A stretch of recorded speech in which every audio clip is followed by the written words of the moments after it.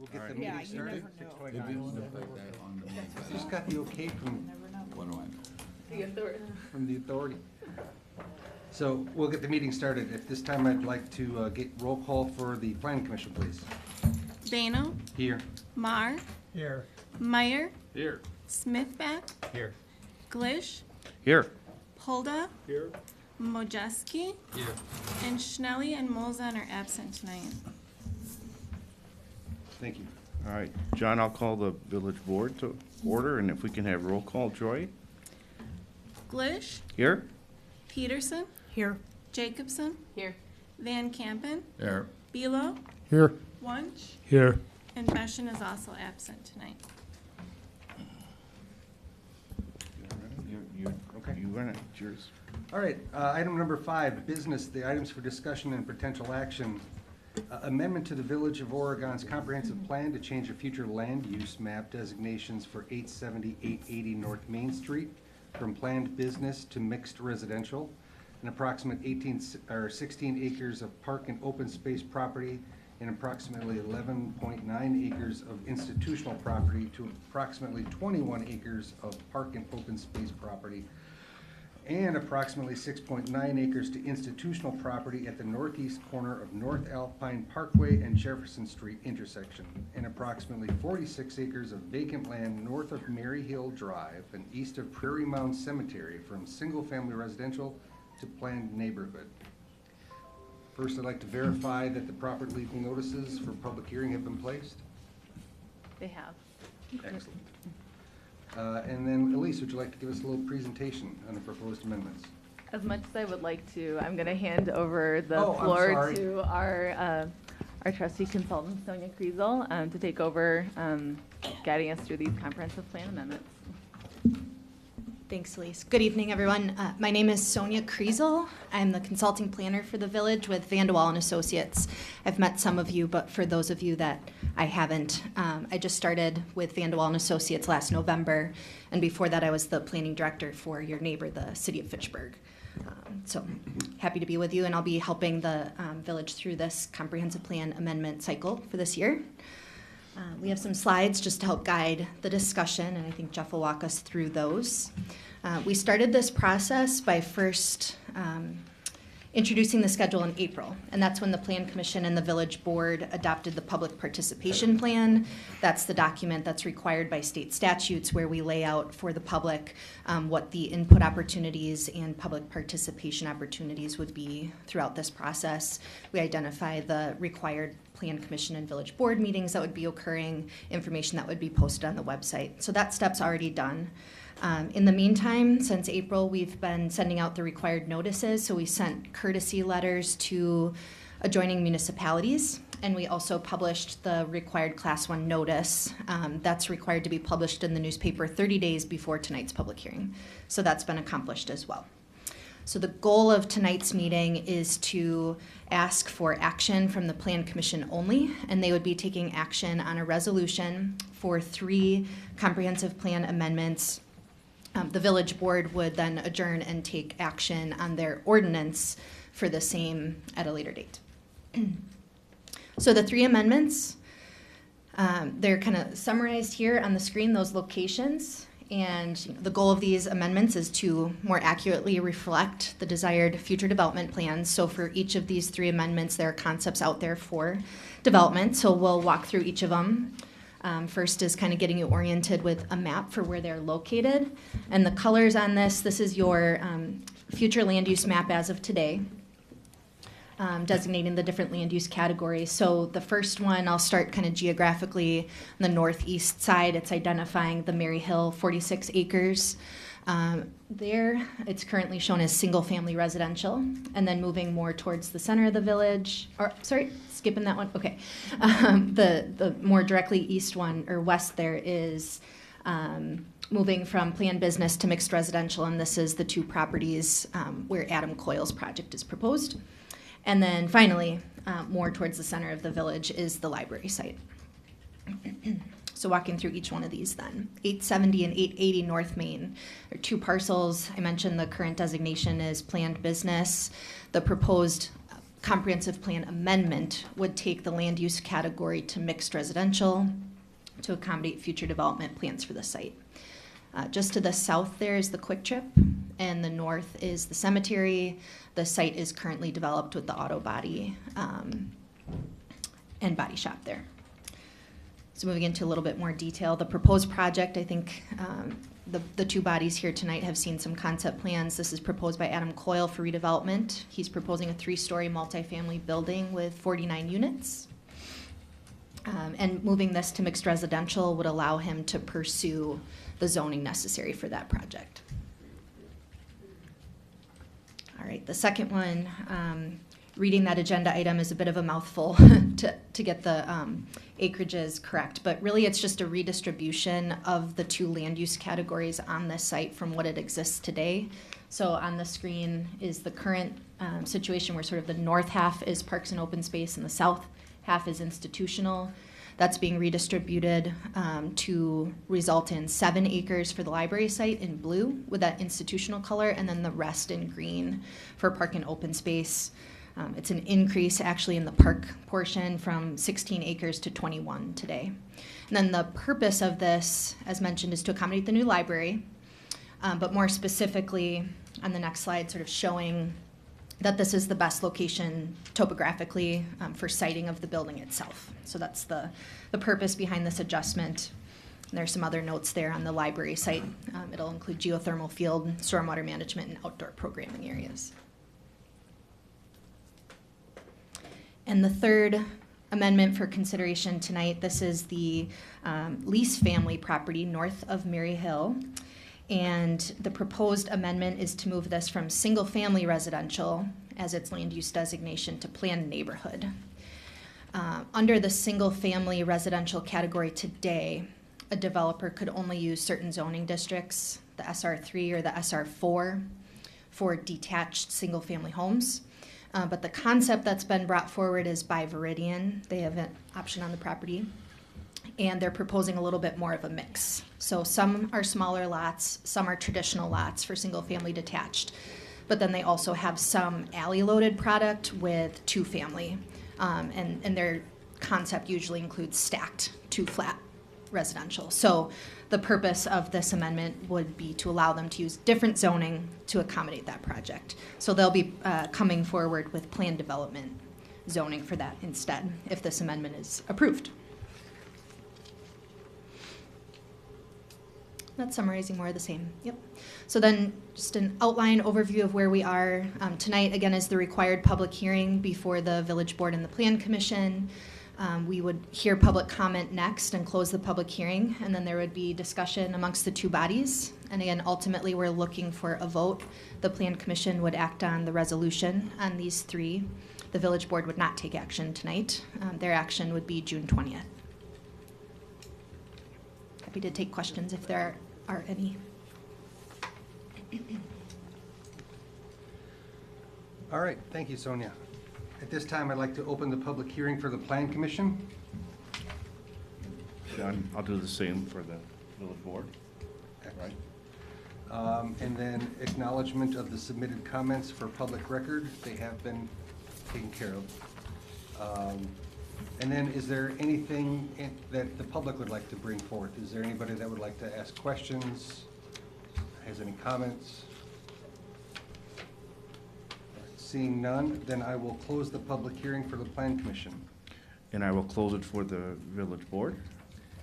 And at this time, I'll move into item 4, which is discussion of the proposed comprehensive plan amendments by the Plan Commission and the Village Board.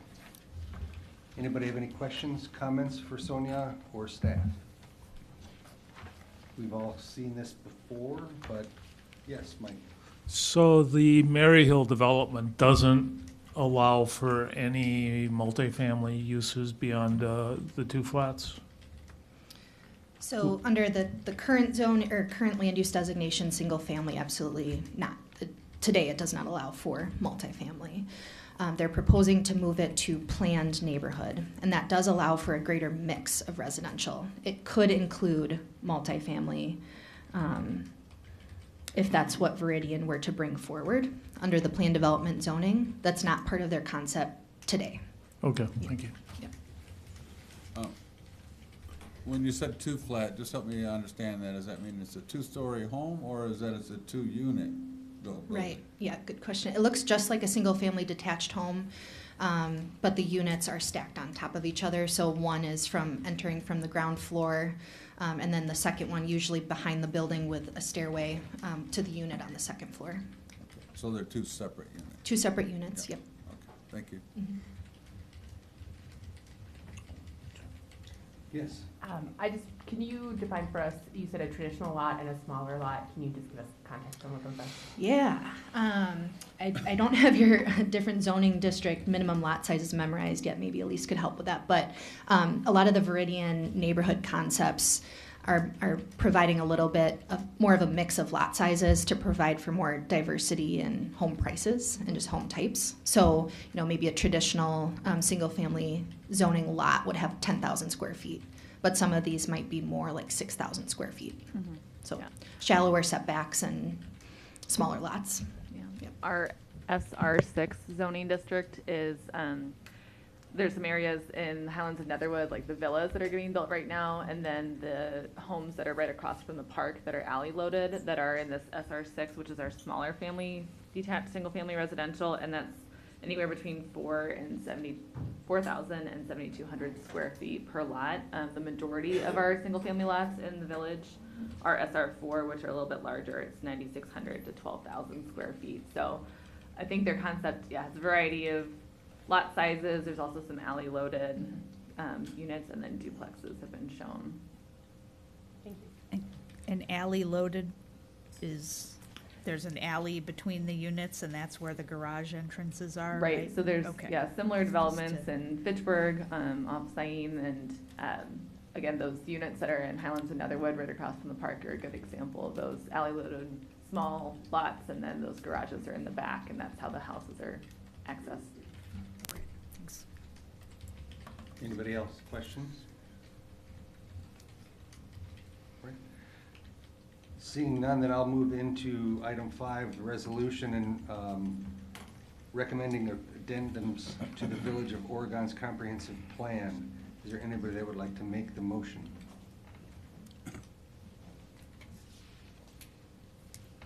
John, I'll make it. All right, As a plan Randy, commissioner. anybody want a second? I'll second. Seconded by Larry. All those in favor of resolution number 22-19 signify by saying aye. Aye. Aye. All those opposed, motion carries. And then item B, potential request for future comprehensive plan amendments to change the future land use mass designations for a portion of 1002 Oregon Parks Avenue and from two-family to mixed residential, and 5227 County Highway CC in the town of Oregon from neighborhood business to mixed residential. And on this one, I will give it back to Sonia. Thank you. So usually the village will do a comprehensive plan amendment cycle once a year. And that covers kind of the first 3 amendments that we just talked about. In going through those, a couple more came out that didn't quite make the deadline that would have been packaged with those 3. So these are 2 additional amendments that are forthcoming that we would also try to accommodate in the 2022 calendar year, but just be handled on a slightly disjointed schedule. So it would look exactly the same in terms of process for what we just discussed and provided an overview for those first 3. But for these 2, we would be starting at the beginning. So the first step would be action tonight on a public participation plan to kick that off. And action on that would be just by the Plan Commission again. And the village board would act on that at a later date. So again, first step being public participation plan, and then sometime in August 4th specifically, we would get together again like this with a joint meeting for a public hearing on those 2. And then the next slide sort of just gives you an introduction to what those 2 are for your information. So the first one on the left side of the screen is in the Oregon Parks Plat, Ladopolis property. And the goal there would move from land use category 2-family residential to mixed residential. The 2-family category would only accommodate two kinds of zoning districts, the SR5 and the TR6. In the TR6, the most that you can get is a duplex, but what they want to propose is a 4-unit attached townhome on just this lot that's highlighted in red. So that would necessitate a change in the land use category, so they can use a different zoning district. They would use the MR8 as a base, so they can't pursue that today with the current land use category and are requesting to change it. So for the Fifth Amendment then, on the right side, this is the Epp family property. It's currently in the town, and its land use designation today is neighborhood business.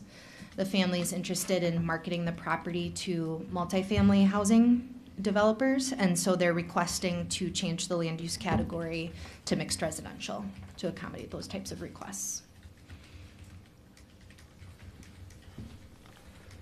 So just Please. little bit more context on both of these. So the Oregon Parks properties, we've been through a journey with these ones the last 2 years, and just went through a rezoning, a GDP amendment to allow 2 separate duplexes on that parcel. It's just north of Beehive. The developer came back and let me know that they had a response from the builders that are interested in building there, and they felt that it would be much more efficient to have this attached unit. So same number of units, rather than 2 duplex buildings, it would be this attached unit. So no real change in density, but because our comp plan does not allow for, it distinguishes between those duplexes and a townhome, this requires a comp plan amendment.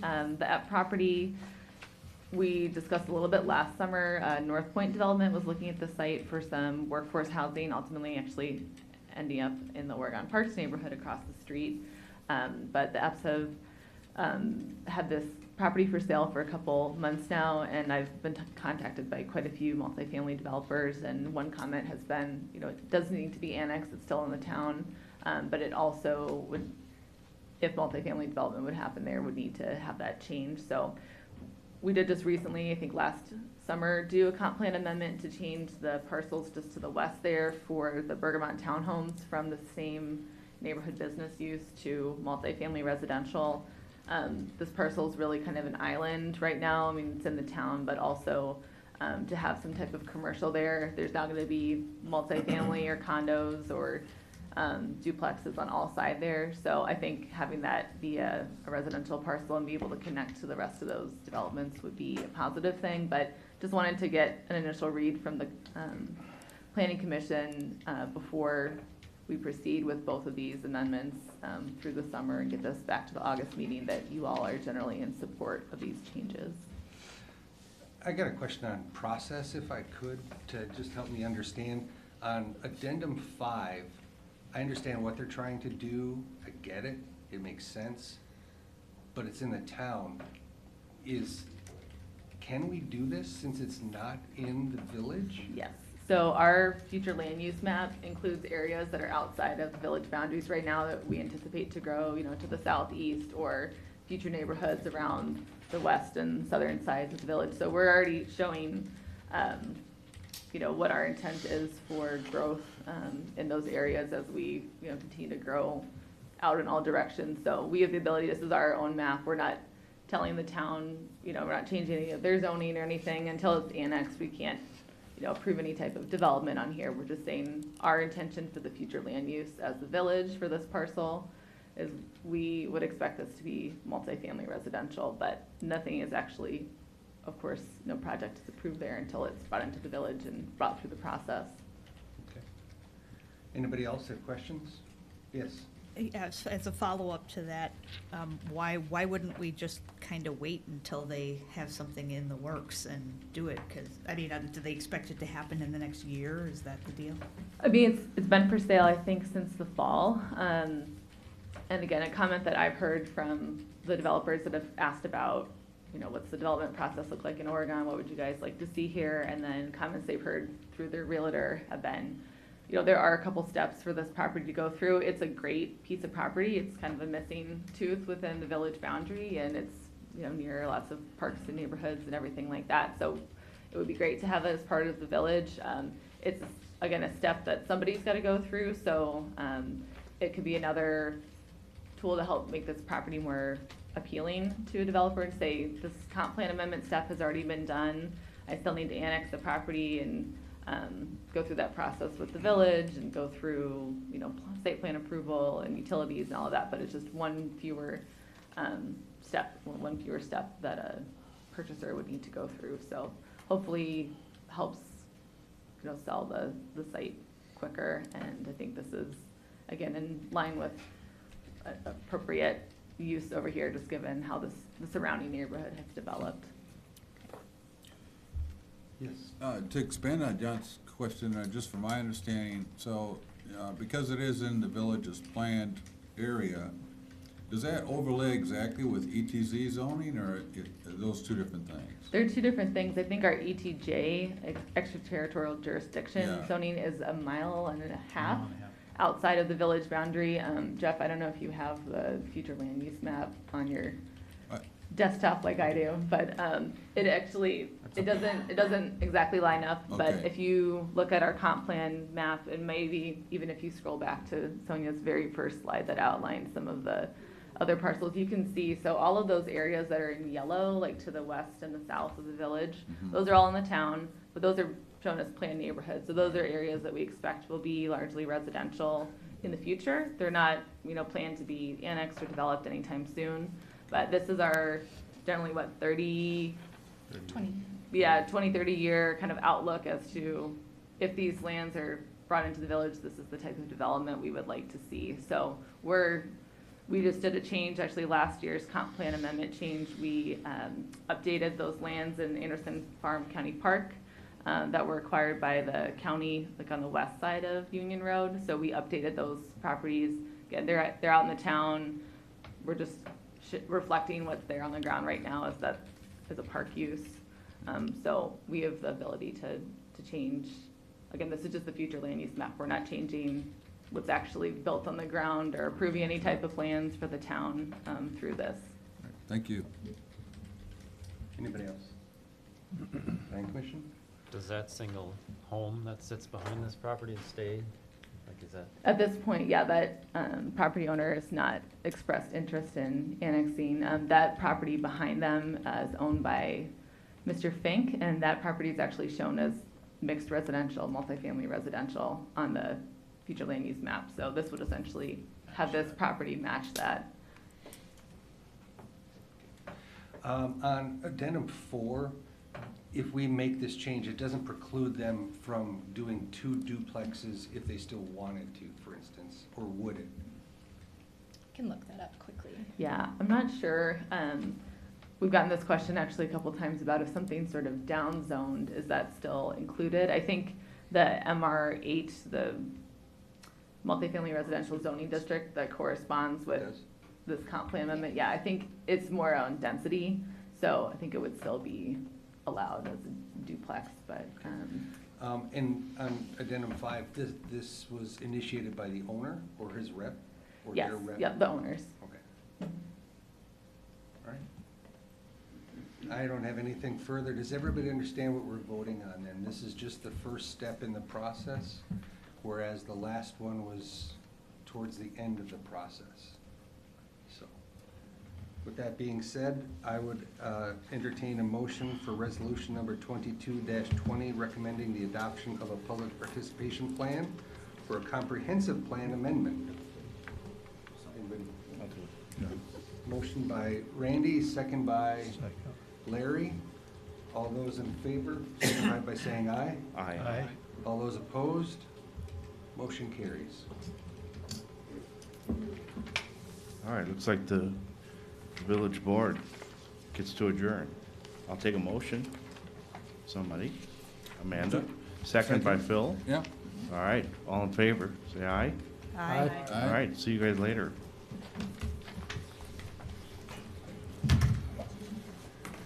Thank you. Thank you.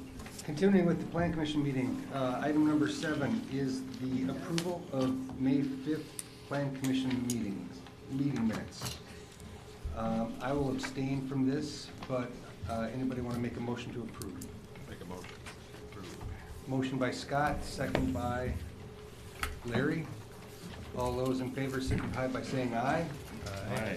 All those opposed, the motion carries. Item 8, public appearances. This is the part of the agenda that allows members of the public to provide information to the Plan Commission, which includes items both on and off the agenda.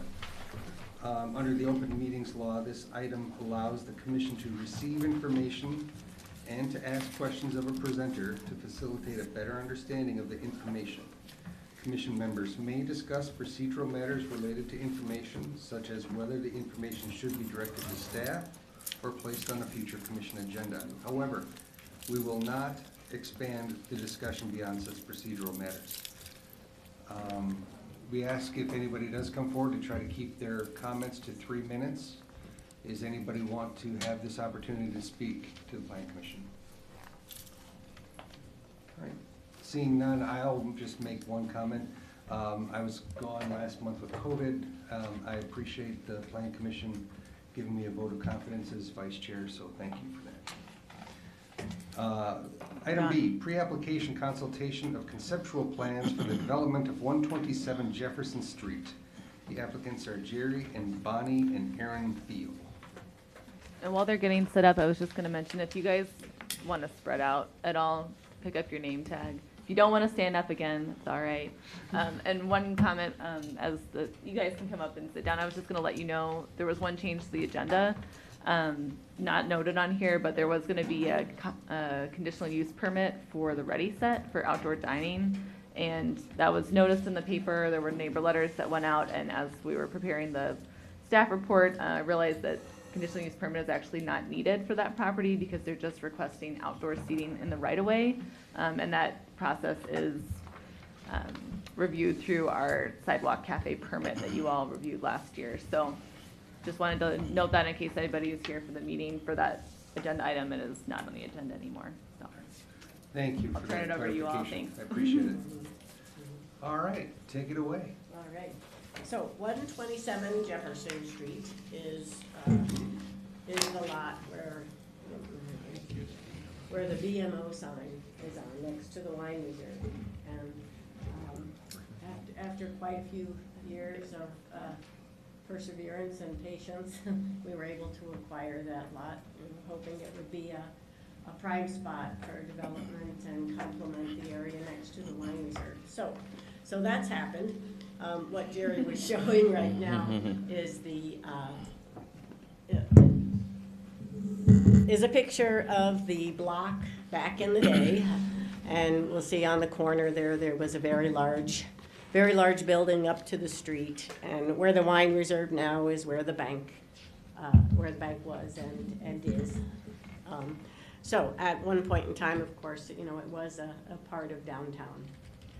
But, so we've had the thoughts of what would be the best use of that, of the lot. And Jerry's had the idea of the development of a building on that property. Also, a patio space, some green space, and excuse me, and more of a community space open to the public at certain times. So the thought is that we'd like to have the building become an art gallery on the first floor, and the second floor being two-bedroom apartments. We had worked with an architect on these renderings, and are not at the point where we're looking at final finishes, and because the facade, we want it obviously to fit in and complement the rest of the buildings in that block. So ultimately it may, or it will, probably be more old world and stone facade and so forth.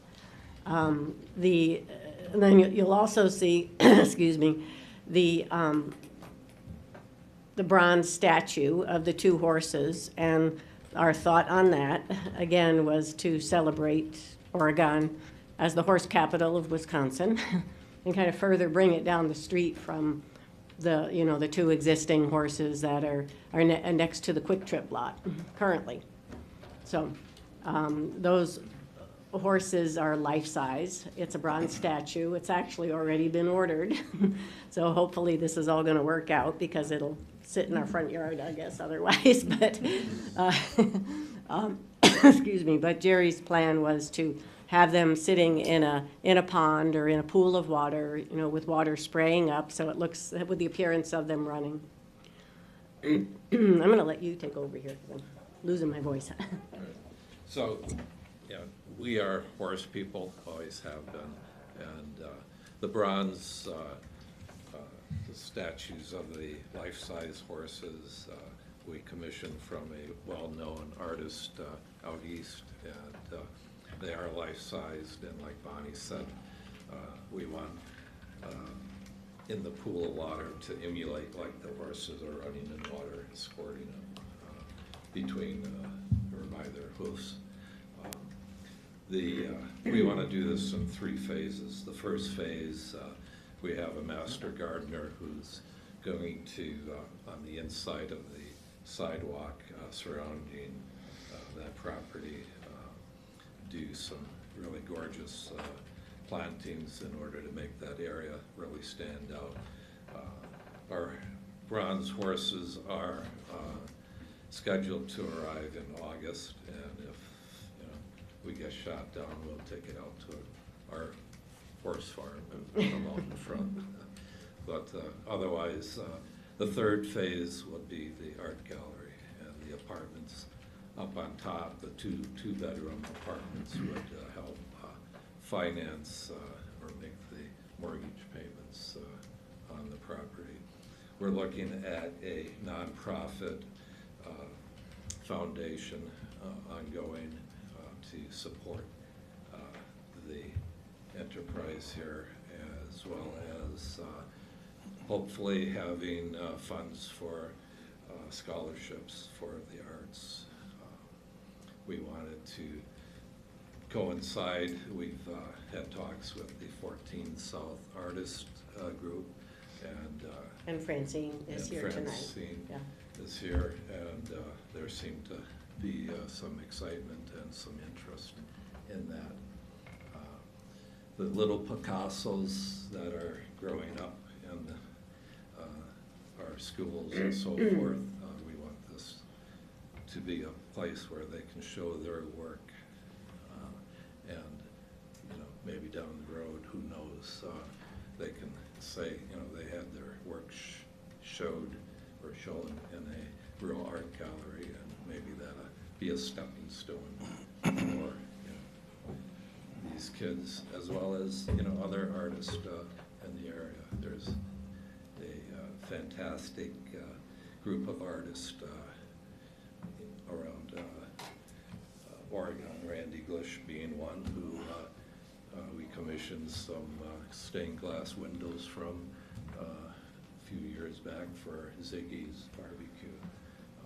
And you can see them when you drive by on South Main Street. So, I wanted to say something about the participation of 14 South Artists, because we saw that. We know that they're leasing the space right now at the pump house as a start to getting their feet on the ground and cemented into permanent space. But we saw this and have had, like Jerry said, we've had discussions and excitement, from Francine, and certain welcome. Any comments that she would like to make as an anchor in the space, and we hope that will come to fruition. All of the details in working with the wine reserve and having it open at certain times, and all have to be worked out yet, but we're hoping that it can be a project where we're thinking what can be done as opposed to what can't be done.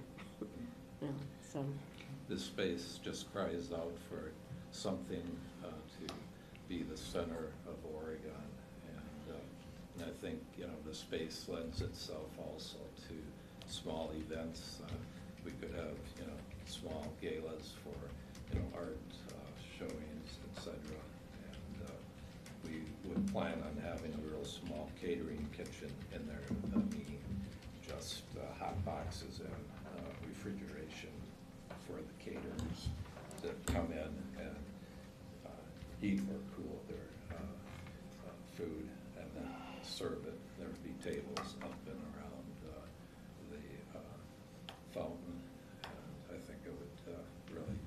be unique for Oregon. And it would really highlight Oregon being the horse county of Wisconsin.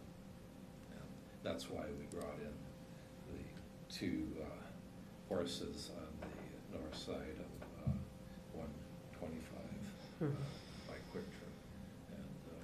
And we see, every day people stopping by, taking pictures with those horses. And I think this would just add to it. And it would be a public site also. Thank you. Anybody from the Plan Commission have questions? John, I've seen it before, at just a couple comments. I think, I like the concept. The part I struggle with, and Bonnie, you knew this before you even came, was the building. The architecture of the building. Right. Is my biggest thing. Yep. I think to fit in better, and you knew that, but I did want to, I mean, just, as you said, old school or whatever, to make it. Old world. Or old world, yeah, just to make Right. it fit in better. Potato, potato. We don't want Yeah. it to be a sore thumb downtown. No. No. The other thing is, I think it fits in quite nicely in terms of what we'll be hearing about with more public art coming forward too. So I think this certainly fits in what's gonna happen with the grant that we just sort of got. I do have a comment, it's not my comment, someone asked me to just relay it, is that they wanted to sort of see more green space versus the hardscape. So I'm just passing that on to you. I said I would, as a comment. Yeah, I think, yeah, we want it obviously to be appealing and useful Yeah. and so forth, and I think with the addition and, some very good design on the plantings and the gardens in there, I think that would accomplish that as well. Yeah, you know. yeah. And most So- of the greenery, the trees would remain. Okay. The ones that are currently next to the wine reserve. Sure. We like trees, and that we don't want to remove anything that we don't have to. We can fit into. Yeah, and just I think this fits in perfectly for where we're going with all the public art that's gonna be, I think, gonna be happening, so. Anybody else? Comments? How long does the BMO sign have to stay? Well, that stays as part of the deal right now, but hopefully, we're kind of hoping that we can get them to work with us on this project, and, They the- know we're not going away. Yeah. It took us 4 years, four different states to deal with Yeah. BMO. Yeah. And, Well, it's not all BMO too, their investment group is out of state, so it's California, it's Chicago, it's, North yeah, it's North Carolina, so it's, when they need to change a comma in an agreement, it has to go around to 4 different. Yeah. So anyway, but, like I said, we're hoping we can work with BMO to, maybe either alter or have it fit into the space, or, a little bit more. And like Bonnie said, it's what we can do as a community, not what we can't do. We gotta think, creatively, and that's what this project is going to be for the arts and, Yeah. for The youth and whomever, yeah, rotating art. and we'd like to also offer it to the performing arts as well. People who, can play violin or, have music out on the court. So when you're walking down, the street, hear some nice music, and you start wondering where's it coming from. And so that's our Magnus. I guess my thoughts are, I'll say this, I think that you are speaking and hitting all of the right buttons, community, public art, a building that echoes an architecture that is from the past, engagement with neighboring buildings and relationships that way. What I'm just not quite comfortable with and on board with is, I think that the approach that you've taken with the building itself isn't right. I think that it needs to be pushed up to the street. We kind of encouraged that with the apartment building across the street. We made the chiropractor clinic on the other side of the street build up to the property line. We don't have much of a downtown area, and I think that the aesthetic of this is suburban, if that makes sense, where you have your buildings set back from a road instead of having the buildings pushed up to the street. I think that because of all of the buildings that are around it, this calls for a building that's pushed up to the street instead of pushed back. With that being said, there are tricks that you can do to encourage people to go through a building, to walk past a building. You can have a colonnade and set the front of the first floor back, so you have some of those more public spaces. I can get on board with the horse and the ponds. They've done a fabulous job. I think it was in San Antonio, or was it Dallas? There's a public park down there where they did the very same thing. And it's stunning. And I can get on board with that. And you know, with Oregon being a horse capital, I get it. I think that you're doing a lot of the right things. I'm just struggling with the position of the building. I think, my thought is, you know, you got the intersections there of major streets. Yep. And, you know, I think the visual with the flowers and the pond, the fountain, and the horses are gonna just really attract people and make people want to stop. And I think, you know, the horses are gonna be, as well as the, you know, greenery and the flowers are gonna be the showstopper. And then they realize that there's a shop in the back and it's an art gallery. You know, we're lacking so much retail space in this village that, you know, people, you know, often, you know, ask us, what is there in Oregon? We don't come down to Oregon. Even people that live in Bergamot don't come downtown. We need to develop downtown. Oregon is a special place, and that special place, we need to start putting some glitter and a reason to come down here rather than going to the west out of Bergamot, and, you know, wherever, you know, people go. If we want to develop and make Oregon real special, I think, you know, this is a start along with, you know, other sculptures throughout the area. Anybody else? Questions? Kind of to your point, I think if this was a parking lot, I would agree with you totally, but this being kind of the focal point of the project, you know, a public space or promenade, or I don't know what the right word for it is, but it's the focal point of the building. I think it's appropriate in that key corner location to set the building back and make it look a little more old world than the contemporary drawing that we see here. But to have the space on the corner there, I think is very appropriate. Maybe have more of a front on Jefferson Street versus to make it look like you're pulled up to that side of the property maybe. I think with some tweaking architecturally, along with the wine reserve brick, I think, you know, we can fit it in quite nicely, make it pop. Okay. Anybody else? Comments? Thoughts? Did Francine want to contribute anything? Yeah, I'd be Yeah. glad to. Come on I'm up. a teacher, so.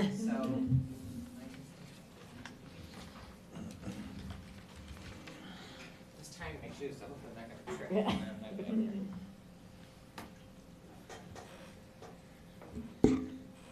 We have had Can you two introduce yourself? meetings so far.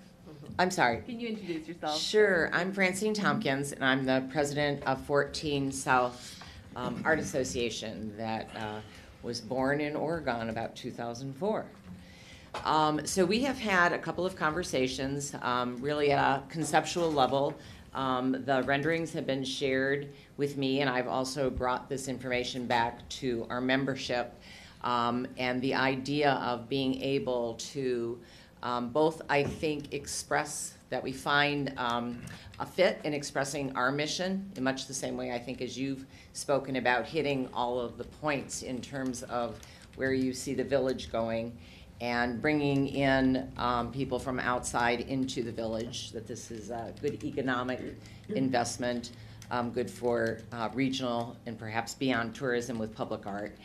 And for us, that is also very fitting with our mission in being able to bring more art into the community, both for not just presenting our art for the purpose of selling, but also for education. Both our education and understanding what art does for the community, and then helping the community understand how art can be used for economic advantage within the community. So I think we could agree it's pretty conceptual at this point, but that we felt there was a lot of shared foundational beliefs and values that would make it worth moving forward. Our organization voted unanimously to continue our conversations as this work continues. So I think we're on a parallel track that I'm guessing is going to keep intersecting. And excited to see where it's going to go. We're really excited with the support in general that there has been from the village with regard to art. So I think this, again, fits well with that vision. Thank you. All right. Thanks. Seems like you've got some direction from the plan. Oh, Larry? I'm Yeah, sorry. I just wanted to comment that I like the total concept. In Oregon, I've been here for 53 years now, and we've always been looking for where to go with the horse capital, the label of horse capital of Wisconsin, and where do you go with that? But I like this, and I think that it makes Oregon another end point to travel to see what is there, and we've got a lot of good dining facilities and good neighborhoods, and I like the idea of working on the arts, and the way you presented the horse capital of Wisconsin. All right, you have gotten some feedback. Yes. And I think we look forward to seeing it next time. All right, Thank thank you. you. Yeah, thank you. Thanks. Moving on, item 9 is communication with and miscellaneous business. We have none, along with item 10, which is unfinished business. So that gets us into the meat of the agenda, which is item 11, new business. Item A is a site plan revision for Culver's. The restaurant site is at 1053 and 1075 Park Street. Application is Craig Culver. Is there somebody here to speak on that?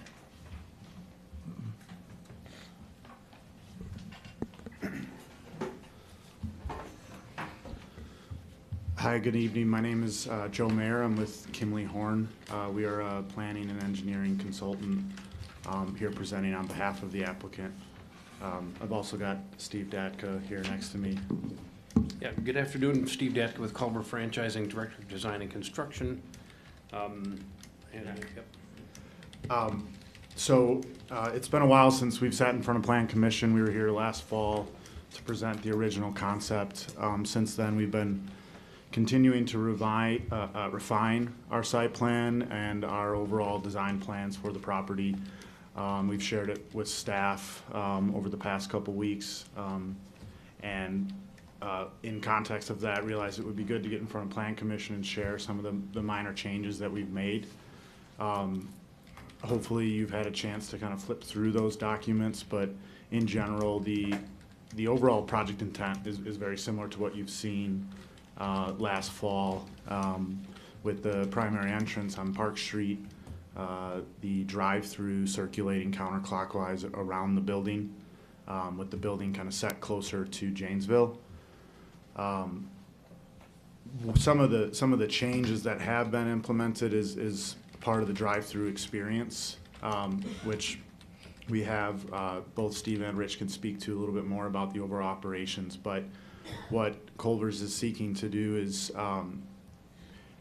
construct a point of sale where there's actually a staff member if you can pull up the renderings, thank you, Elise, as I try to stumble through the description of this, but you can see it's a canopy structure with two, pod structures where a staff member will actually be in and serving and taking orders, and also taking payment too, correct, Steve? Correct. So this was, I guess, one of the major changes that we're implementing. You can still see the standard Culver's menu board that is there. But this aspect is what that, Culver's is pursuing at this time for the property. Another rendering where you can see, so we're sticking with the model of having parallel lanes, parallel order points, and then the third lane would be your bypass or mobile order pickups. Elise, if you don't mind, thank you.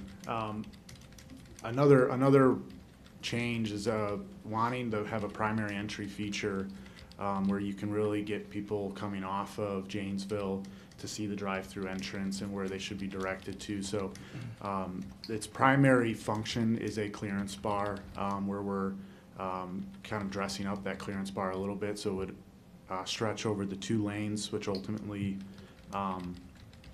widen to 3 for the 3 lanes that go through the drive-through. But this was a recent add and I think a cool feature of the site. And then I think the last major change would be the order waiting and patio area. It may be easier to see on the overall site. Okay, site plan. Sorry, Jeff, I'm No, having to you're jump fine. all over the place. No, you're good. So we've added or changed the use, I'll say. The mobile order parking is along the northern curb line. So somebody making an order online, kind of the grab and go style, has the option to pull through the drive-through and park on the northern property line. And then in addition, the order waiting, as opposed to having the parallel lanes, we went to a diagonal pull through. I think this functions better with less chance of conflicts as you exit the drive-through. But overall, like we said, really mimicking the original site plan, just changing the parking layout a little bit. And then the last piece I'll mention is the patio, which you'll see has just changed the layout slightly, but still focused there at the front corner of the building.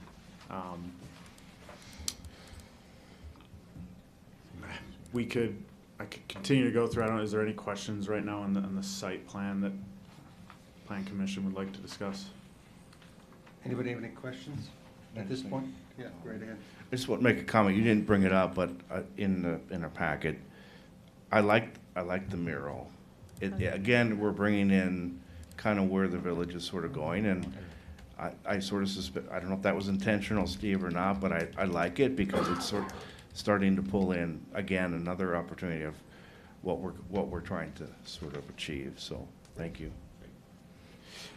Yeah, there have been some enhancements to the building design as well, as you mentioned. And assuming everyone has a good understanding of our site plan changes, you do see the latest building elevations, and that mural has been incorporated over the past couple months. Intertwining art into this property. Anybody else have comments on the site?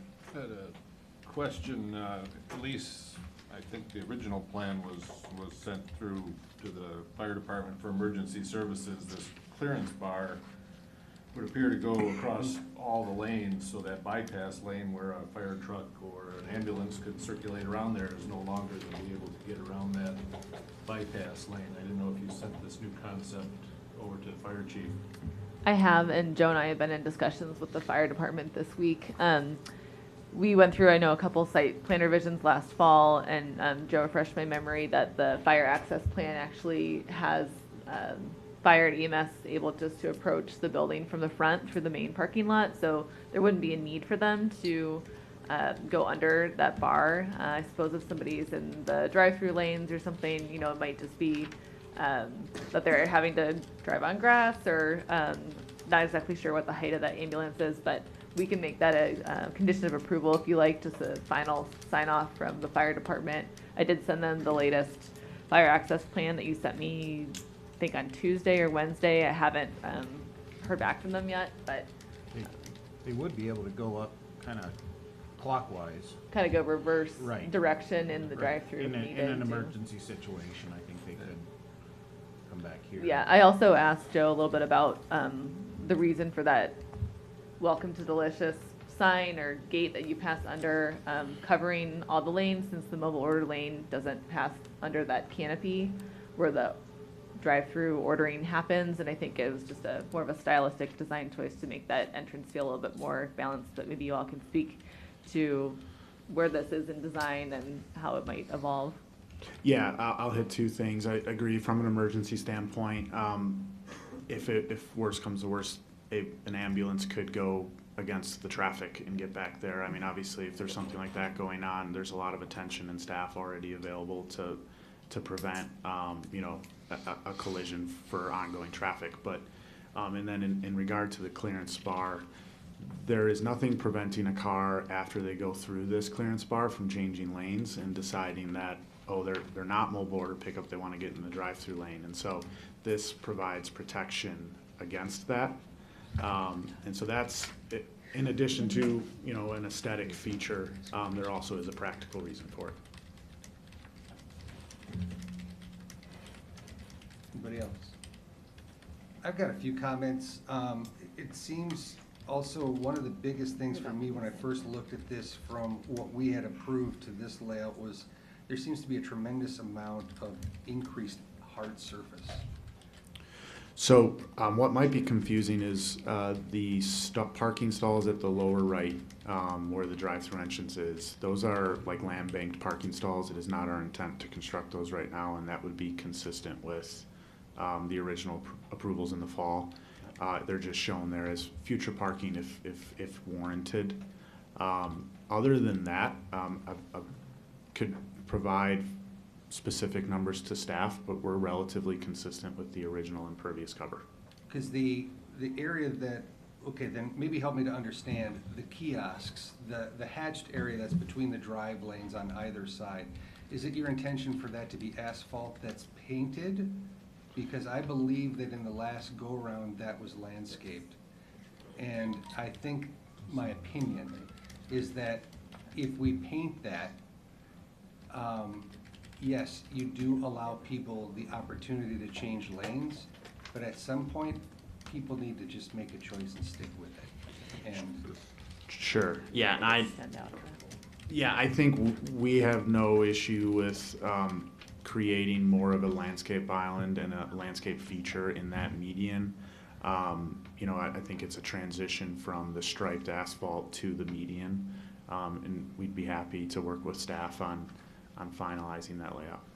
because we had, from recollection, not having the original plan, we had that coming out, you've got 10 cars queued there. I think that we had at least coming out 4 cars, right, pretty much where the bend is, and then that it rounded out at the bend, and then the point of your striping was striped. And then we had it going on the other side as well with some planting in it. Can you explain to me sort of the process of if I'm doing the mobile ordering and I'm pulling through on that right-hand lane and I'm continuing around, I pull into those stalls that are on my right, is that correct? And then somebody brings the food out to me? That is correct. Okay. Is there signage that, how do I know that? So yes, there would be signage either on the pavement, right? We would have a curbside pickup, either painted on the pavement, and then a sign over by that side as well, curbside pickup, and then have it marked, maybe with some signage on the side of those parallel stalls. Okay. And then what is the secondary escape lane for?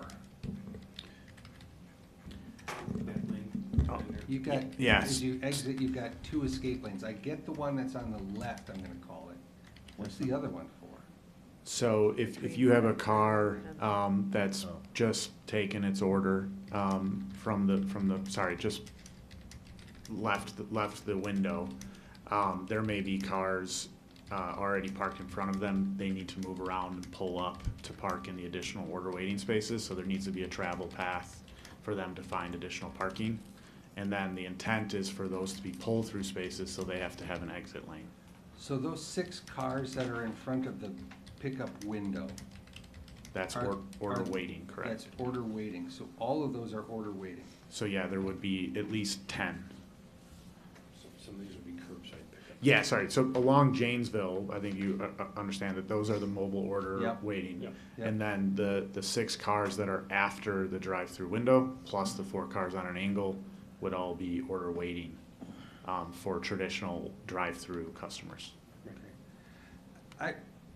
Again, I would like to see maybe those 2 islands then somehow be landscaped as well.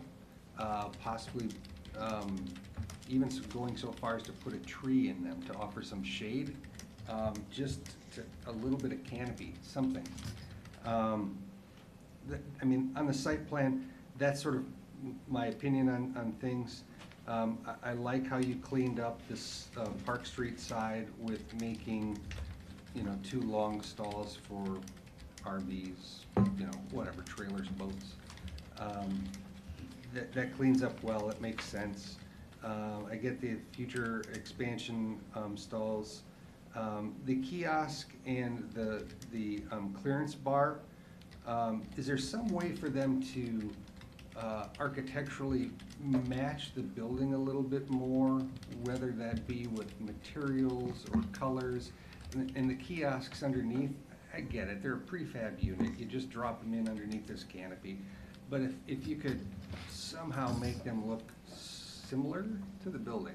Absolutely, that's our intention, is to, those kiosks themselves will use the same materials as the building, which will be a composite, kind of a wood grain look, or a, yes, exactly. Use the same materials and kind of tie the pods in with the building. And then with the canopy structures, they use that blue awning metal that would come across the top and create that parapet, if you will, for the canopy structure as well. And they absolutely tie the 2 buildings, tie the 2 pods in that structure in with the building. And then as well as the clearance bar would be the exact same kind of materials. We would have stone at the base, right, with a metal structure, and then come across, and that would, I don't know exactly what that, Welcome to Delicious, if that's gonna be blue, if that's gonna be the wood grain, we gotta figure those kind of details out, but that would be the intent, is to tie that all together. Okay. In your experience, is the approach that you're taking, we've all seen it as COVID hit, and how drive-throughs work and the queues get longer, and how do you as a business try to minimize those wait times and get people in and out faster. What you're doing makes sense, I get it. Is there, but at times it looks like you have a lot of space and you're trying to figure out what to do with it. It's not very as efficient as maybe it could be.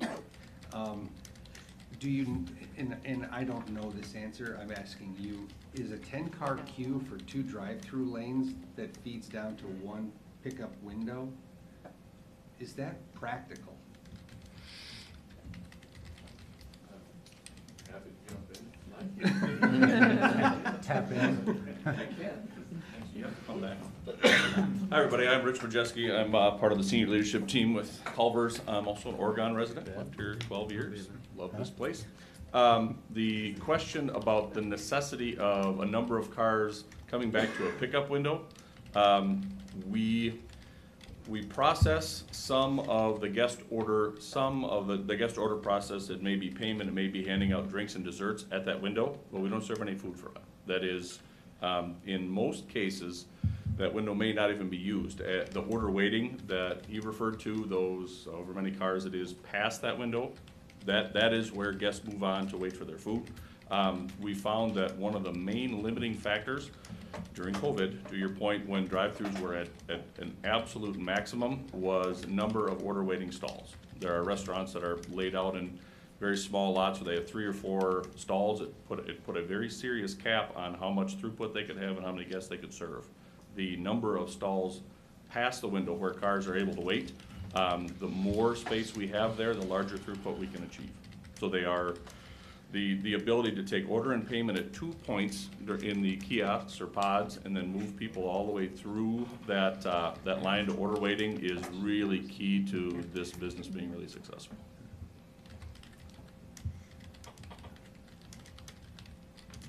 Okay.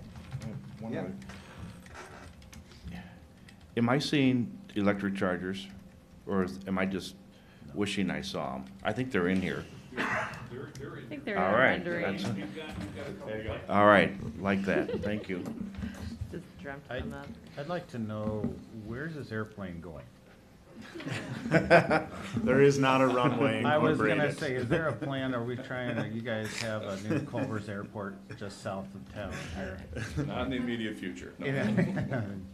The one question I have for planning commission, given that some of the material choices are still in refinement, are you comfortable approving the site plan revisions and then just allowing staff to review that? Or we could even just have, without a vote, just an update to planning commission at a future meeting when those materials have been, those choices have been made, just so you can kind of see what's planned and then you're not surprised when things start going up with construction. But I guess a question for you, if you're comfortable with the amount of detail that's been presented now to move forward with the site plan revision, or. I think I'm okay with staff reviewing that as well as landscape, you know, with the site plan changes. The pictures show, you know, trees and stuff, but I don't know how random that was, if that's actual. We would wanna You don't, see I don't the think you final included a landscape landscape updated. plan as part of this last. Yeah, I think package. the rendering is the intent. You know, our overall, the minor site plan changes was an intent to reduce landscaping. I think we're still very conscious of the original feedback that we received in the fall and would continue to maintain nice buffers, both from the storage property to the east along Janesville, being conscious of headlights and drive-through and making sure that there's adequate screening. But we would be consistent with the original plan that was presented. As long I'm- as staff has an updated landscape plan for these areas that are changed. I think I'm comfortable with having staff approve those conditions too, and then just give us a copy possibly to just let us, or put a picture in so we can see. Okay. And we'll make that a condition of the approval, so that it's clear for everybody.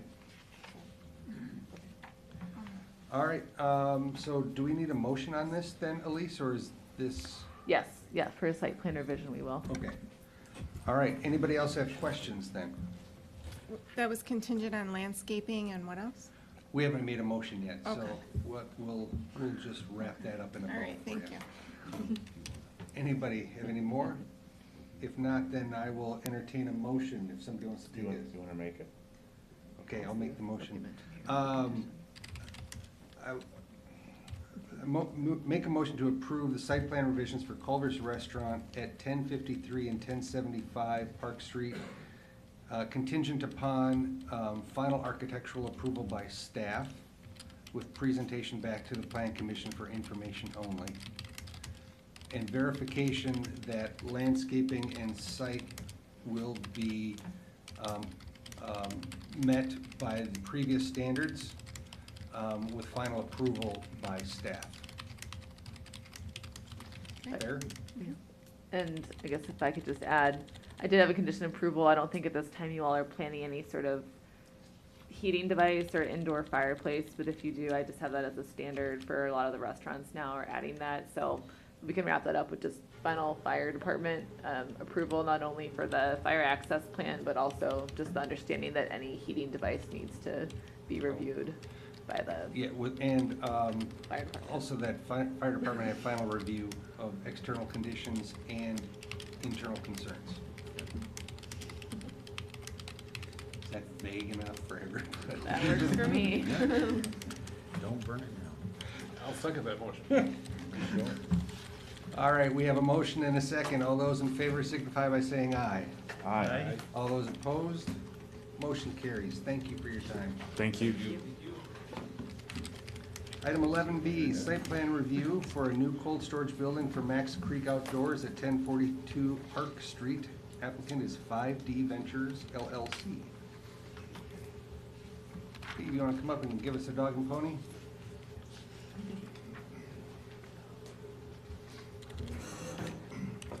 Hi, my name's Steve DeRazio. I own Max Creek Outdoors at 1042 Park Street. What I'm proposing is to put up a storage building behind my existing building, 30 by 50 dry storage building. We're running out of room. Right now I have a semi in the back that I will remove and get that out of there, get it cleaned back up. It's just a basic shed with 2 garage doors and a service door, no heat, and storage-wise, nothing as far as firearms or ammunition or anything on that end of it. It's just strictly, right now in my semi, we have pallets of rubber for our range. Put our Bobcat in, it's sitting outside now for winter use, lawnmower. That's about it. The building will be a steel building like I have now. The color will be beige like I have now. I don't know the right term, but there'll be no bolts showing You'll or have screws showing. concealed Fasteners. There we are. It's- Standard, yeah. Yep, it'll look like my building, but that's my plan. Fair enough. Anybody have comments or questions? Steve, is another change to the plan the addition of an exit out onto Concord Drive, or is that plan just potentially in the future? When I built the building in 2002, that was originally brought up. We never did pursue it. In the last couple of years, when Adam Coyle put up the hotel and then the apartment, he asked me if he could put in an access, using part of my property, to put in a back road for the fire department, emergency, whatever, onto Concord, and I signed off on it, and he hasn't done anything with it. I have no reason to. Our dumpsters are located back there, our pine trees that are 30 feet tall that nobody on Concord can actually see our building from there. We don't have semis coming in, beside, maybe once or twice a week if that, they're dropping off a pallet that we unload up front, besides UPS and like FedEx that are there daily. But I have no, our customers we don't want back there, you know, their parking is up front. Okay. Our staff parks on the side of the building. Okay, so that's not part of the plan right now to add that entrance unless No. Adam needs it for some reason? Yep, for fire as I access? said, I signed off that he could use part of my property and nothing has been done yet on Okay. that part of it for him. Anything else? Seems pretty straightforward. It's a cold storage building. It's gonna match his existing facility. It's tucked in back behind. Landscaping and all that stuff not a concern, Elise? Nope, I think he's good with what's out of there, and there's not really a need with the accessory building to add additional landscaping, but I think you have more than enough, and I like the screening that's there. I think I included a street view from Concord Drive, but yeah, it does do a nice job concealing the building from the neighborhood. Okay. I'll move approval, John. We have a motion by Randy for approval. Do I have a second? Second. Second by Scott. All those in favor signify by saying aye. Aye. All those opposed? Motion carries. Thank you. Perfect, thank you.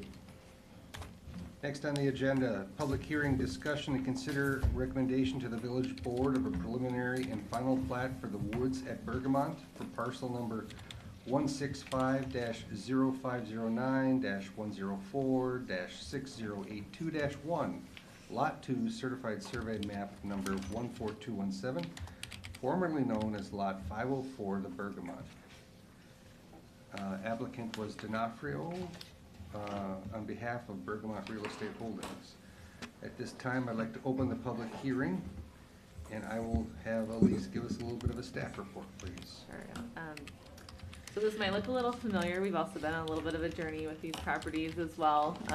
But the Woods of Bergamot, as it was called on the plat, I don't know that it's necessarily going to be called that in the future. It's part of Phase 5D of the Bergamot. But this property was, it does back up to the Legend Hills Condo Association parcels there. And this has always been shown as an outlot, an area for potential future expansion of the condo association, but was never platted. Included, it was sort of intended as a possible phase 2 for the condos, given market conditions and just changing business decisions for the development of the rest of Bergamot. There's been a request to divide these parcels into 6 single-family parcels to match what will be shown and what will be built there on Interlaken. So this was in front of the Planning Commission for both the plat and then the rezoning from planned development to our SR3 zoning back in March, and there were some concerns raised by neighbors in the Legend Hills lot for largely tree preservation. I think there was also just some miscommunication about the history of that lot and its intention possibly to be part of the condo association, but never really guaranteed. So there have been some discussions with the neighborhood since then.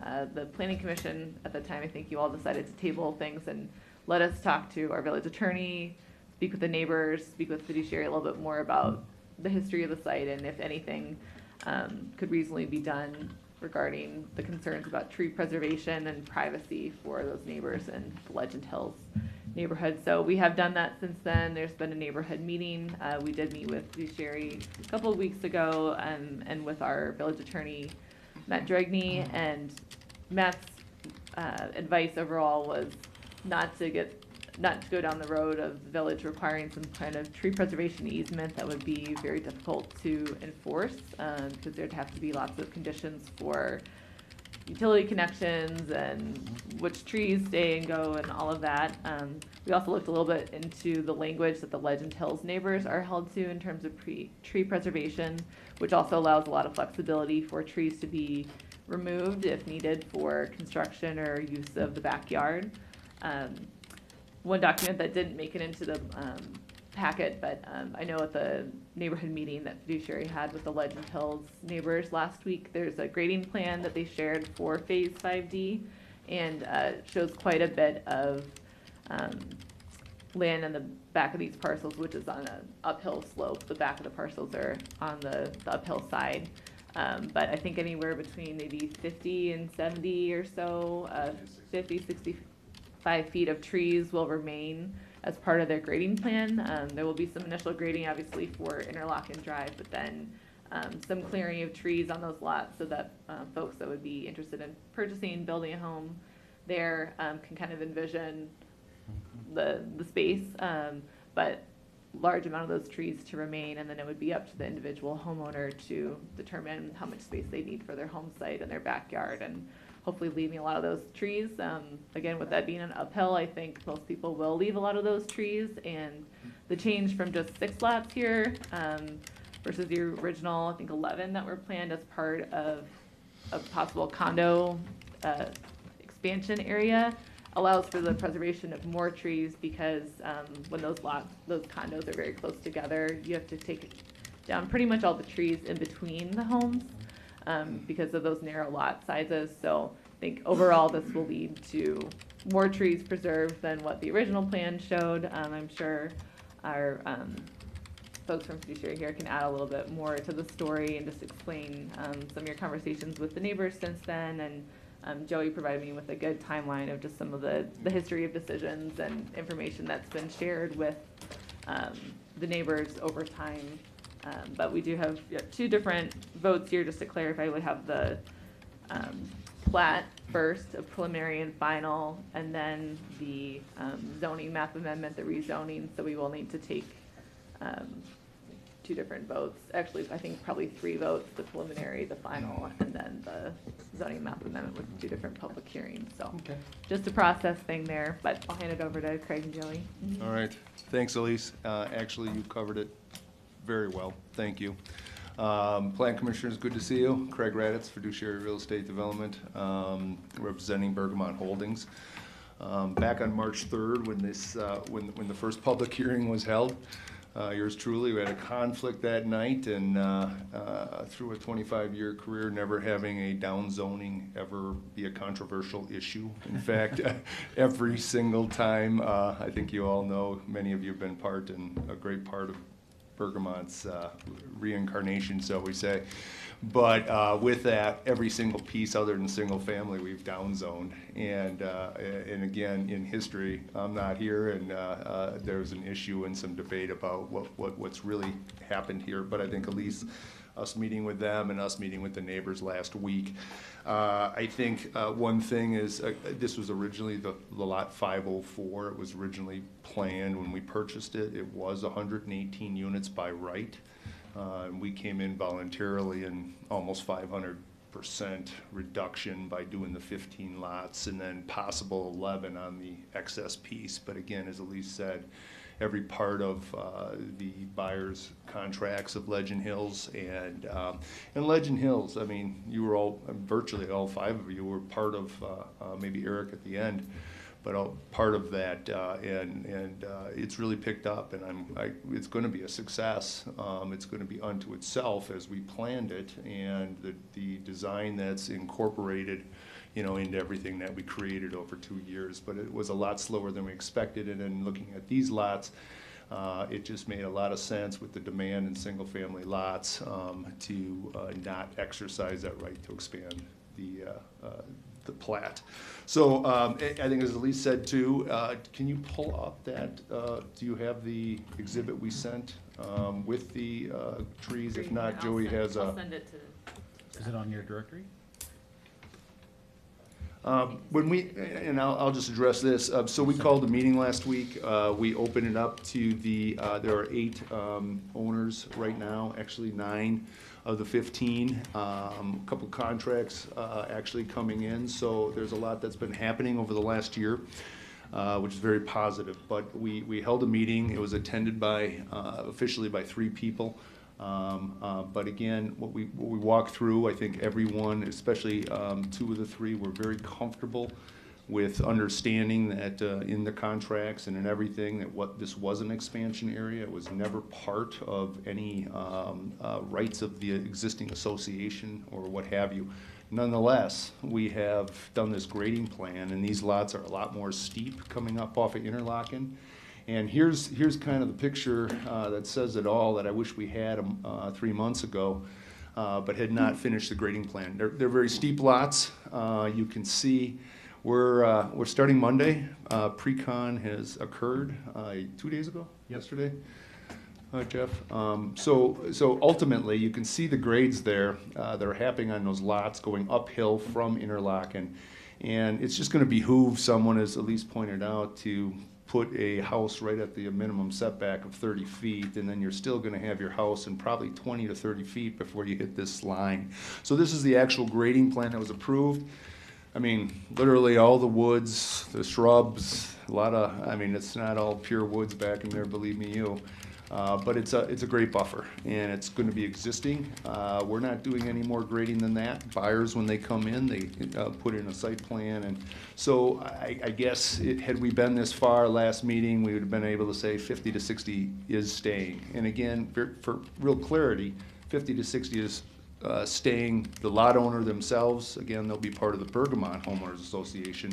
They can decide, and that is a choice they could make. But honestly, as Elise, we've talked about, I just can't imagine someone coming on a 220-foot deep lot and choosing to spend the money or the time going uphill to something that's not graded. Why would you do that? But nonetheless, it's going to look like this. We also, across the street, this is the first time we've done it or had the opportunity to do it. We're going to save, as the grading commences here starting Monday or Tuesday, we're going to save that row of trees, which is something we haven't been able to do in this area. So again, I'm just elaborating on what Elise said, is that, you know, these lots will allow more trees to be to stay on site.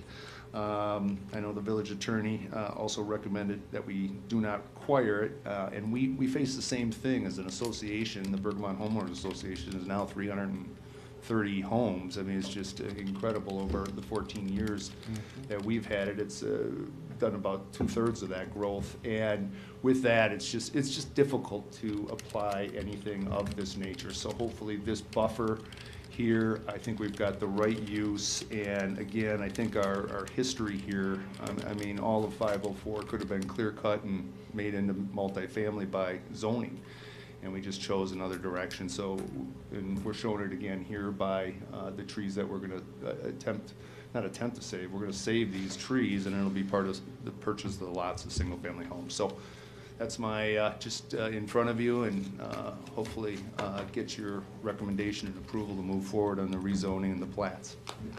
So any questions, please let me know, and I'll let the mic get open. All right. Is there anybody here, thank you. Is there anybody here from the public that would like to speak up? Seeing none, we'll move on to Plan Commission comments. Anybody have any questions or comments? Seems like we've got some pretty clear housekeeping done by the village attorney and staff and neighborhood, and a lot of good stuff has come out of it on this side. So, anybody else? Comments, questions? If none, I'll close the public hearing, and I will entertain a motion to recommend to the village board a preliminary plat for Woods at Bergamot for parcel number 165050910460821 of Lot 2 Certified Survey Map number 14217, formerly known as Lot 504, the Bergamot.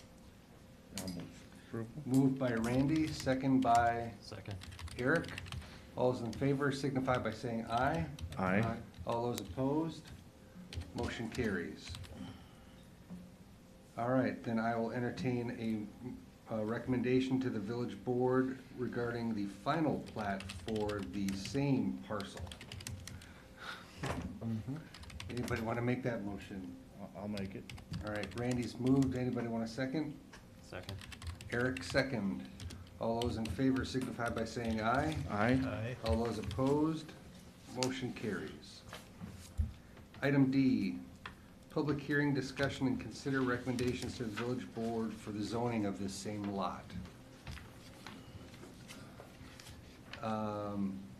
Do I need to read the whole thing, do you think, Elise, or because it's in public hearing?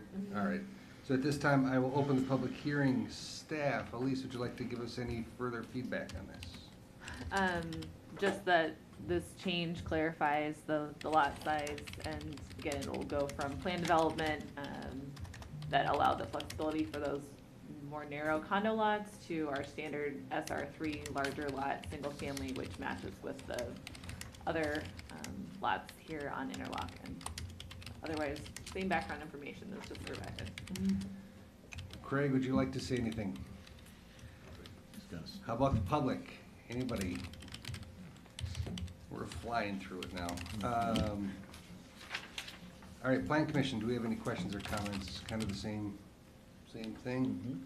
All right, so then I will close the public hearing, and I will entertain a motion to recommend to the village board the approval of the zoning map for this project.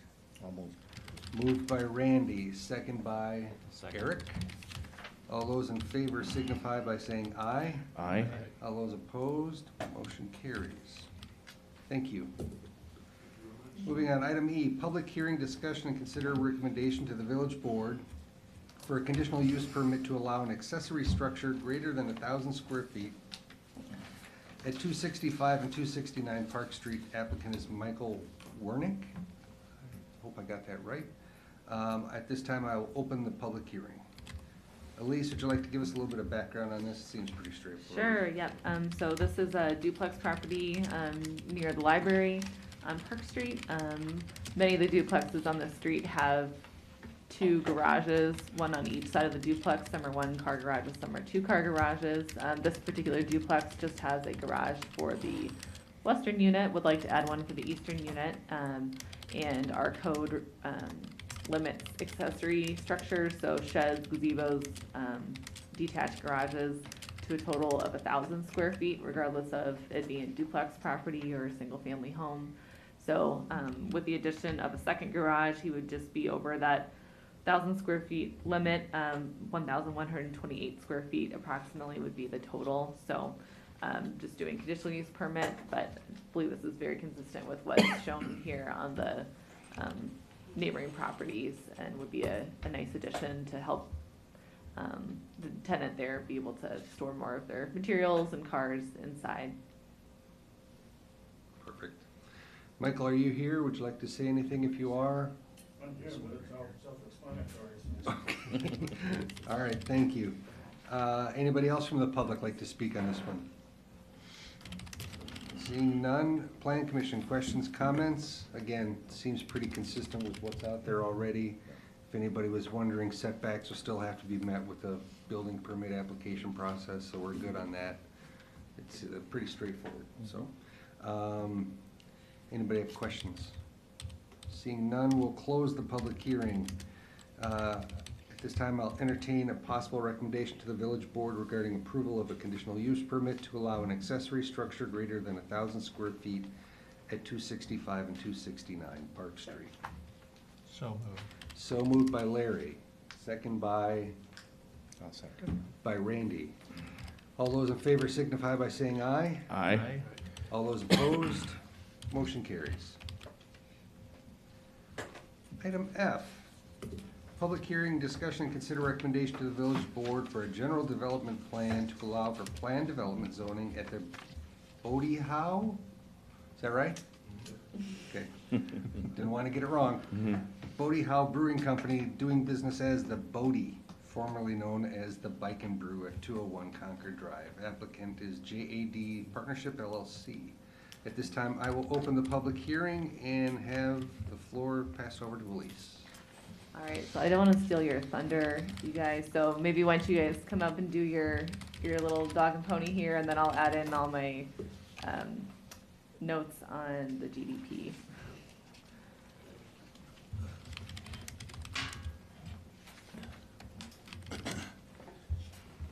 Good evening, I'm Blake Aber from Stream Structures, designer on the project. I'm here with Jamie Bush, owner of the property. So looking at the space behind the current headquarters, 201 Concord Drive, looking to add a 6,000 square foot building to house the Bodie Howe. Jamie can kind of talk about what Bodie Howe is later, explain where they came up with that. But it's going to house a small brew pub, bike shop, coffee, and a small outdoor area with gated areas for dog park. So the idea is that this building is in service all day long from morning till evening. So for coffee, some work during the day, bike shop, and then brew pub. Nice complement to headquarters for sharing parking. Exterior wise, it's going to be corrugated siding with composites trim. I don't know if I can get to the pictures. There we go. And that's Metro Stone. Yep, there we go. Then we have kind of a nice architecture that kind of articulates, kind of shows the different functions of the building. Has some really nice outdoor spaces, really flexible. Have some garage doors, so indoor, outdoor spaces. Post-COVID, we're finding that's really a nice feature, amenity to add. Let's see, what else we got here? Yep, so you're kind of seeing the interior there, so a really big mix of uses inside so that this building could really be functional all day long. Yeah, and Jamie talked a bit more about the business part of it, I guess, and can answer questions about the exterior later. Well, I guess, so I've had that lot for 10 years and I really haven't had anybody looking at it. And just before COVID, I had some gentleman that probably came to see you looking to put a brewery there. I really thought that would be a symbiotic relationship because breweries are one of the few things that will drive people into our community. People do drive for that. They don't drive for burgers and cheeseburgers at all, but they do drive for that. So I was like, oh, that's a great idea. Unfortunately, due to COVID, they kind of went away. They didn't have the desire to try to start a project at this point in time. We had quite a bit of plans already kind of designed for it, and I really still think the idea had substantial merit. I had helped design an indoor golf facility for it to be a winter draw, but I actually turned that in at headquarters when, again, no need for a banquet room during COVID. So then we were looking for a secondary use, and the bike shop here in town is owned by a friend of mine, and Scott closed also during COVID, but really was looking to reopen. He needed a bigger space. The current space that he was at across the street was only about 2,200 square feet. It wasn't big enough to actually maintain enough bikes to fix and to have in stock and to do all the things that he needed to do to make his business really desirable. So he came to me and he said, hey, you know, if I could get about 4,000 square feet of this, I think we could do a really great bike shop. He'd really like to work on having e-bikes and really kind of going in that direction with them. And also go into some service things for kids' sports like shoes and clothing, because there really is, again, if you have children in this town, you can't buy a pair of shoes. So as we were going through all these pieces, I kind of was like, this, I think this would really match well, but I didn't like the concept of having an empty area or a like the tasting room being just kind of desolate all day long. So I thought actually adding a drive-through coffee shop, which is another thing we do not have in Oregon, as being sort of the food component of the brewery. So there's a drive-through on the back side, and then that way during the day the tasting room could also just be the coffee shop kind of hangout. And one of the other things I've also learned during COVID is that people work from home now. And so one of the things they want to do is they don't want to spend 5 straight days in their house. They do want to get out and socialize. So what we were looking at doing with this is the design is far more of a communal office feel. It's not meant to be like a bar. If you want to go to a bar, I have headquarters, go across the street. It's more going to be like tables. We actually were looking at putting in like monitors that you can plug your computer into, lots of ports, really good Wi-Fi, and allow people who maybe are working from home an opportunity to have, hey, I can meet you there, we can talk about our project, we can sit down, it's quiet, it's not going to have loud music, we're not putting TVs everywhere, that's not the concept here. It's definitely more of a, because we also do have a business going on the other half, you know, selling bikes, fixing bikes.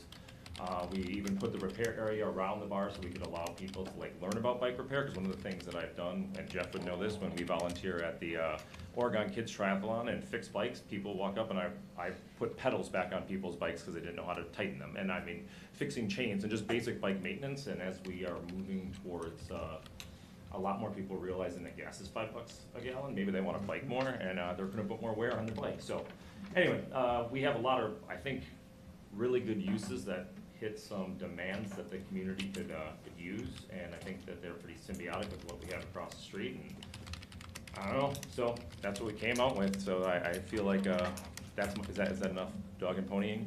Yeah. This looks like a bicycle. Have you noticed that? That is actually a brewing system. I know, but it looks like a bicycle. Yeah. I'm like, From bird's eye. Totally intentional. Yeah. No, No. hot liquor tank and a Yeah. mash unit, Yeah. but okay, I'll go with that. Yeah, thanks, guys. So Jamie, I met a couple weeks ago, and I kind of asked him all the same things you just described, but what's the mix of uses here? How does this all tie together? And just try to get my arms around what does planned development zoning here look like in terms of uses allowed, and then taking a look at the site plan and what flexibilities are needed for setbacks, landscape area, things like that. So that is spelled out here in my staff report for the GDP. This is in our planned business zoning district. So one use that's planned here is actually by right. That's the bike shop and the bike repair. That's pretty straightforward. The restaurant brew pub type use with the indoor-outdoor dining, that is allowed typically with a conditional use permit, but we can also, if we're going to go ahead and do planned development zoning, we can just call those out as approved uses. So those are listed here, as well as in-vehicle sales and service, so the drive-through for the coffee and the tacos and the food that's going to be served here. So that is one flexibility, the set of uses. The building right now is shown to be just over 10 feet, 10 feet 4 inches from the sidewalk. That's quite a bit closer than we would normally allow in the planned business district, and maybe you all could speak a little bit to the choice to put that there, but those setbacks both for the fencing of the dog kind of park area, and then the building itself are requested to be 10 foot 4 inch rather than 25 feet. And then the last flexibility requested is a reduction in the landscape surface ratio. So typically we require a minimum of 25% of the lot to be green space and not paved areas or rooftops. I believe the site is about 17.8% pervious.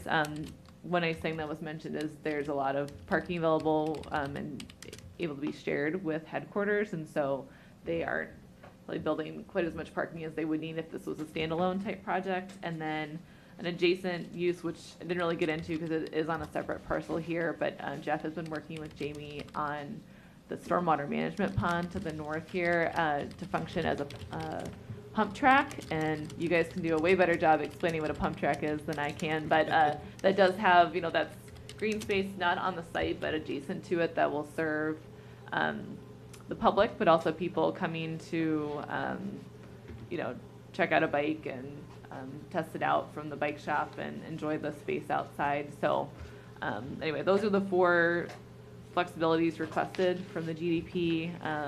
If you guys can maybe speak to a couple of those choices, and then also the pump track.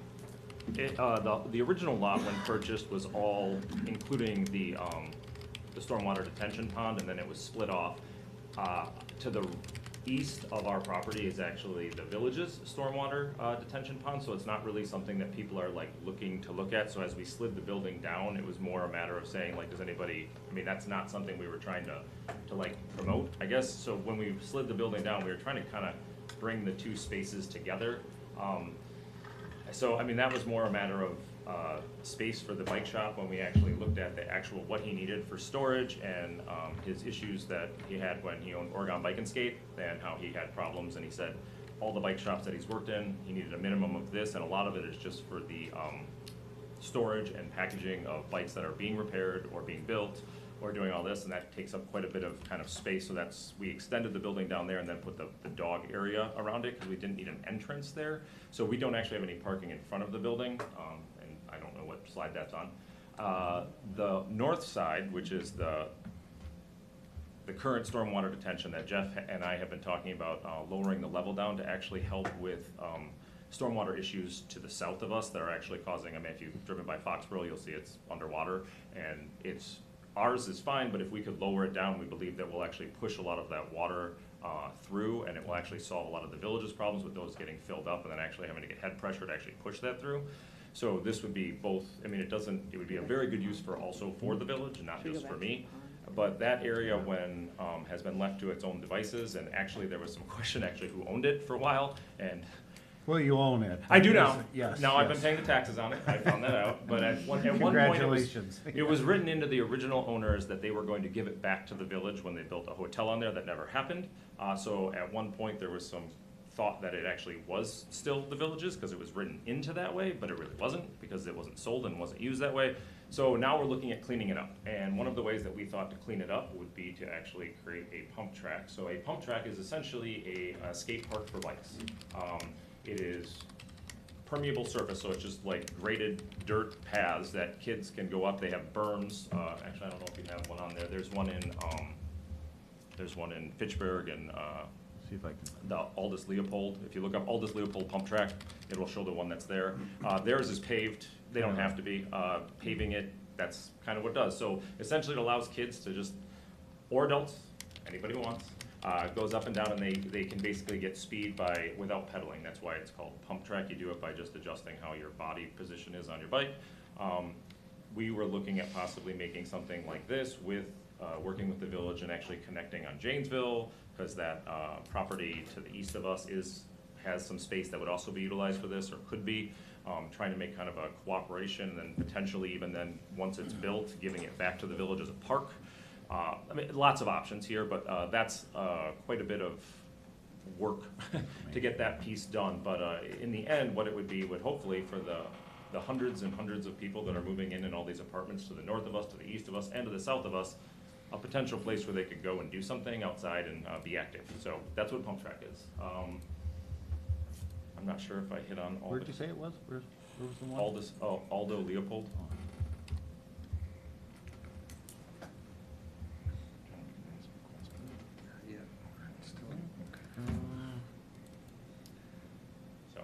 Oh, all right. Yeah. Is there any other comments that you'd like to make? No, I'm all out. Okay. All right. All our Seeing comments. Decaf. Any other comments from the public? Anybody like to say anything? Yes, please come forward, give your name.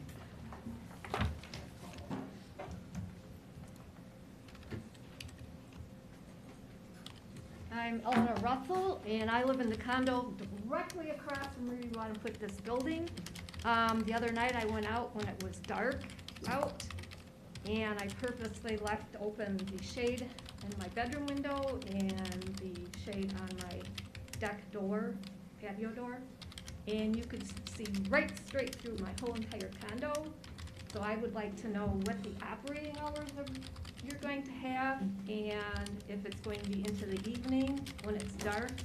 I would like some kind of a barrier put up that's that close to the sidewalk, because I will literally be able to see into your building, you can see into mine, people sitting outside. So I think it'd be important to have some kind of a wall built on that end, or enclose the end where the outside seating is. That faces south anyway, people are gonna get sunburned beyond belief and get hot if you don't have some kind of covering there anyway. And I don't know how late your hours are gonna be, I don't know. I don't have them specifically, but we're not going to be, I can discuss that when I get up there. Okay. Also, let's see, what else we have on here? So, and one other thing. Oh, in your landscaping, it'd be nice if you would do native plants instead of all this other weird stuff everybody wants to plant. Because when you took out and bulldozed that whole thing, a whole lot of native plants disappeared. And one of them was the, yeah, think of it now. Milkweed.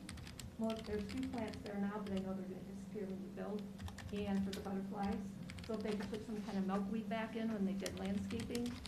Also, the other thing I have to comment about is trash. The current headquarters, I don't know how often you guys have taken employees, send out, pick up trash, but I pick up trash along there all the time. Paper cups, beer cans, soda cans, they're thrown all over the place. So I'm always picking up your trash, and there's trash all over there right now too. And I guess that's my comments about it. And I know it's gonna increase traffic going right by there constantly, round and around, but that's the way it goes. And I'm just surprised that that was zoned commercial right across from a residential area.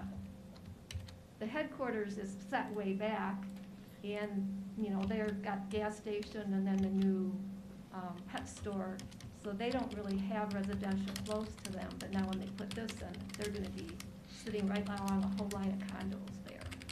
And that's what I have to say. Thank you. Anybody else like to speak? Nope. All right.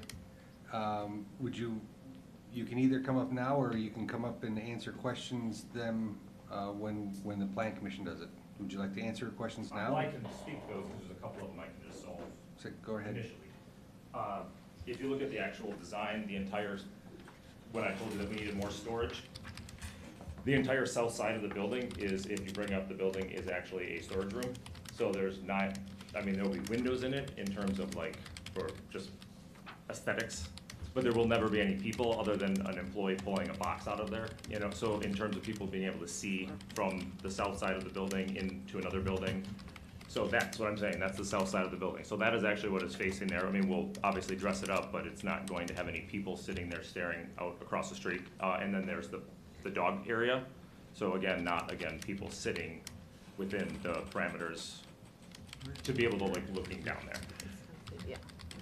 So, theoretically, I'm hopeful that nobody will be doing any weird things like that. I don't know, I mean, we do actually have, it's one of our daily tasks is to walk around our parking lot And I do find garbage in my parking lot, and it's amazing how much is not stuff I sell. So I have this problem all the time, and we walk through daily to clean up the garbage from things that people leave because they open up their car doors and just drop them out in our parking lot. Which is also kind of a little windy there, so yes, we do, but we do try, and we do fail some days, but we do try. I believe the hours, this is a tasting room, and it is not, again, it is not designed to be a late night establishment. I mean, I'd be surprised, I mean, we haven't decided, it probably, what time we close our restaurant would probably be our defining factor on this, so I would say probably 8 to 9 p.m. During the weekdays, and maybe 10 o'clock on the weekends, but there's not going to be a late, I mean, again, if you want to go to a bar, go across the street. I mean, it's right there. That's accessible. This is more for people, drawing people into the community, trying out some, I mean, we have, I don't think I can say who we have because, but we have a very good brewer who's on board with this, and I think that people will really like what he's gonna do and some of the things that we'll be offering. So, yeah, we're not planning on being, this is not ever going to be like a 1 a.m. kind of establishment. So, Can you also talk about just the morning use and the food that you're planning on providing and kind of hours, maybe with the coffee? well, the drive-through coffee and shop all will that be open too? early. Obviously, coffee is going to be something that people want in the mornings. I mean, you know, you just probably realize that I do drink a lot. Maybe a little too much. No, but- there is not. That is not a thing. But no, so yeah, 6 a.m. will be when we open, most likely daily for the drive-through. I don't know if the actual building will open there. It'll probably depend on whether or not this labor market actually changes, because it's really, really hard to get help right now. But hopefully, by the time we open, we'll have no issues with that. But yes, we're going to do a very tiny, I don't say tiny in a bad way, very, how about, specific menu, working on pretty authentic street tacos. I mean, like, as authentic as I can find, where I'm dealing with a bunch of people trying to get recipes from, very authentic. Anyway, so point is that it should be a pretty quick speed of service. We shouldn't have a lot of cars waiting because our menu is not elaborate. We're not having, you don't have 45 options. It's you know, we're toning back, you know, it's not the caramel, mocha, whatever. I mean, it's like, it's a cup of coffee, it's a cappuccino. We're not trying to be Starbucks. That's not my goal. One, I don't want to learn all that much stuff. I would like to, you know, get people in, get people out, give them a breakfast that they can eat, something hot, warm, and, you know, a cup of coffee. That's kind of our shtick for the morning. So that's what we're trying to do. Is there more you? No, that was good. I just thought you didn't really go through that. Oh, yeah, we did not. Earlier. So. Yeah, so yes, it is going to be, pretty specifically, like, I mean, fresh corn tortillas, probably 4 or 5 proteins. That's probably all we're gonna do. Quick speed of service. Kids can come in at, you know, coming from the high school, easily get there, grab lunch, head back, you know, that kind of stuff. It's not a very elaborate kind of menu. So. Okay. Good. Yep. All right. Oh, Dan would like to, oh, you guys, now you're in for it. And I don't drink that much coffee. Dan Bertler, Supreme Structures. I just looked at, can you pull up the overall site plan? Location, the placement of this building actually is gonna help the condo owners. It really is gonna reduce, there you go. It's actually gonna help with all the different parking. The people at night is gonna block a lot of noise to the east, the southeast. So I believe where she lives is straight across the street and down a little bit. Yep. So the building actually is a buffer in general for the existing headquarters. And it's, like, what's our height of the building? Yeah, so the building itself is 15, 16 feet. So theoretically, and storage, it actually is gonna help the actual situation for bar time and that headquarters operation. That's all. All right, anybody at Plan Commission have questions? I did have one. Jamie, I do have one. When you first came to Village Board, and we're talking about TIF, I actually went out there, and my question is the pond. There seemed to be a lot of stuff in the pond. That's what Jeff and I are looking at. You guys are working on that, yeah. I'll give you I'll just give you kind of a recap of the pond a little bit. Okay. The pond originally was intended for the entire Elliott development over there, so that included the townhouses, the apartments, that was originally retail on the first floor, and headquarters and everything else. We have found that that I's were not dotted and T's were not crossed when it came to stormwater over there. And I think there were some mistakes that were made. So the pond, I don't believe, operates as well as it needs to. And then there was really nothing conveyed to the owners, and I'm talking about Jamie and everybody else that owns over there, including Eleanor, that was their responsibility. And it is really difficult to go back at this time and try to convince 100 people, 200 people that they now are responsible for taking care of this. Yeah. I think it's better that we've working with Jamie and their development in making some changes, cleaning up this pond area. We might have our public works staff do some of the land clearing for them or something like that, just something that we can help partner with them. And then the goal, I think, personally, is to get this to a point where it is in a good condition, operating well. And then I've suggested that Jamie maybe come to the board with a recommendation or a request that the village would then take over ownership and responsibility of the pond. Yeah, because when I went out there, I mean, is the water supposed to be moving or No, not? the water doesn't move, but it doesn't There really- was a lot of trash, I guess, and I think yeah, Jamie wouldn't want I don't that. fault Jamie. I No. mean, it's one of those things that I think one day when we had a conversation, and I think I said, actually, it's your pond. And he's like, it is. Wow, okay. Actually, he said a lot more than that.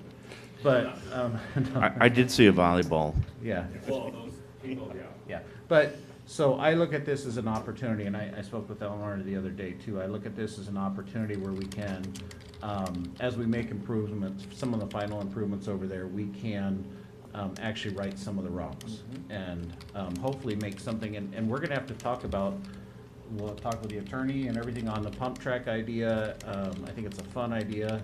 It's definitely being used in other communities. But I think those are just things that really could kind of add to a nice little use over there. All right, thank you, Jeff. Yep. Anybody else have questions, comments? I've got some. I think as usual. Do you want to close the public Oh, hearing? I'm sorry. No, it's planning commission comments, right? Okay. You can continue. Yeah, that's Just right. reminding you, it still needs to, That's the order. yeah. All right, commence, sorry. No. I got a question for you on, first of all, just give me the big global picture here. We've got a coffee shop, a brew pub, and a bike shop, correct? Correct. Well, the brew pub owns the coffee. It's all one. That's the brew pub. It is Also a brew pub by law. It has to have food and drinks service. Okay. So instead of being open late, I just chose to go open early. Still, it meets the requirements of what I need to do to be able to sell a certain amount, because coffee is considered food, so is the taco, so you know what I'm saying? Yeah, I do. I'm just trying to wrap my head around this thing and understand sort of how your site plan is operating, and that's why I wanted to know what the business makeup was. I'm trying to understand your hours of operation. And the fact that you don't really have that, even if you come in and say that it's gonna be from 6 to 6, I don't know, pick a number. But make sure that that number goes beyond what you really want, because you can always shrink it during your typical business day, but you can't expand beyond it. And that's not in here. That's tough. The other question I've got is, I'm looking at your drive-through lane, and it comes into a drive aisle that's two-way for a parking lot on the north side, but the corner that they have to turn is a building corner. I mean, there is no dimension there for a turning radius.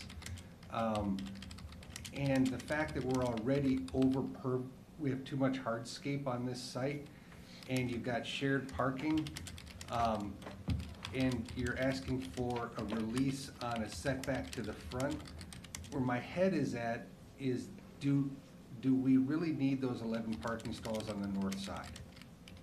And if we got rid of those, we could push the building to the north.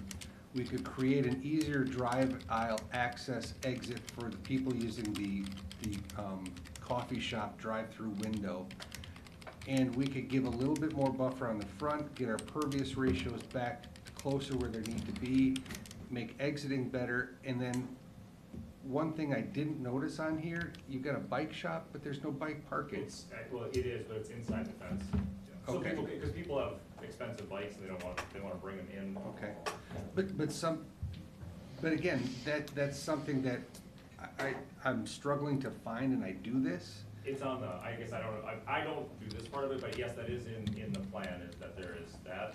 And again, if, I have absolutely no problem doing that as long as the lack of, because then we weren't hitting, if we took that away, then we weren't hitting enough stalls. Do you know what I mean? It was like you solve one problem by making another one. So, yeah, absolutely, if we slide it north and Okay, solve if that that's one. the case, I'm not seeing, maybe I missed it. And if I missed those numbers in this set, then I apologize. But I'm not seeing that information spelled out as to what your parking needs to be and what's provided.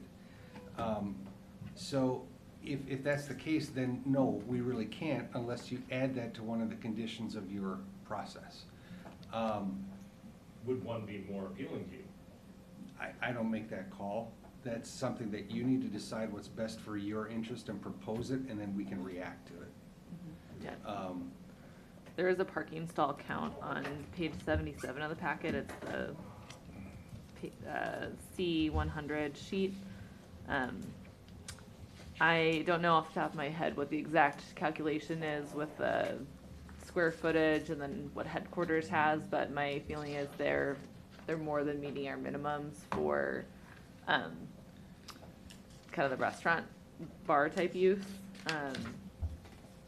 So I think even with the shared parking and losing those 11 stalls, they'd still be meeting the minimums there, and that's the beauty of plan development and zoning, is you can also ask for flexibility to have less parking than would be required.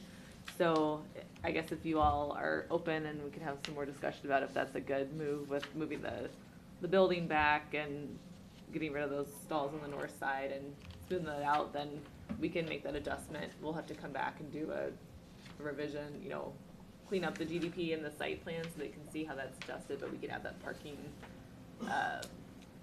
change in there if we find that you aren't meeting the minimums, but that's totally doable.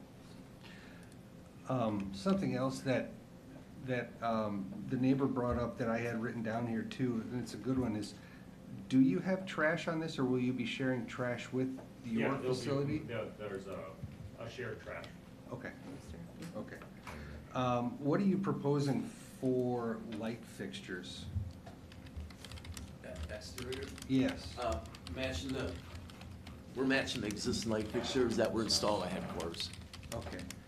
Did you provide that? Yes, I thought there should have been part of that packet if I did not. Oh, there they are. My mistake. One of the things in reference to the photometrics is we are currently on the plan on the photometrics showing a 15-foot pole light along the drive-through, and we're gonna have like 0.5-foot candle. Keep in mind that property line is also adjacent to the detention pond that the village owns, which is a long ways away. We can go to building lighting on the building with cutoff, but I think the neighbors would rather have the light facing north than facing the building to the south, coming around the corner. We can go either way. Yeah. What about the dog area? Is there, you said there's a fence around that, and that's one of the flexibilities you're asking for? What is the detail on that fence?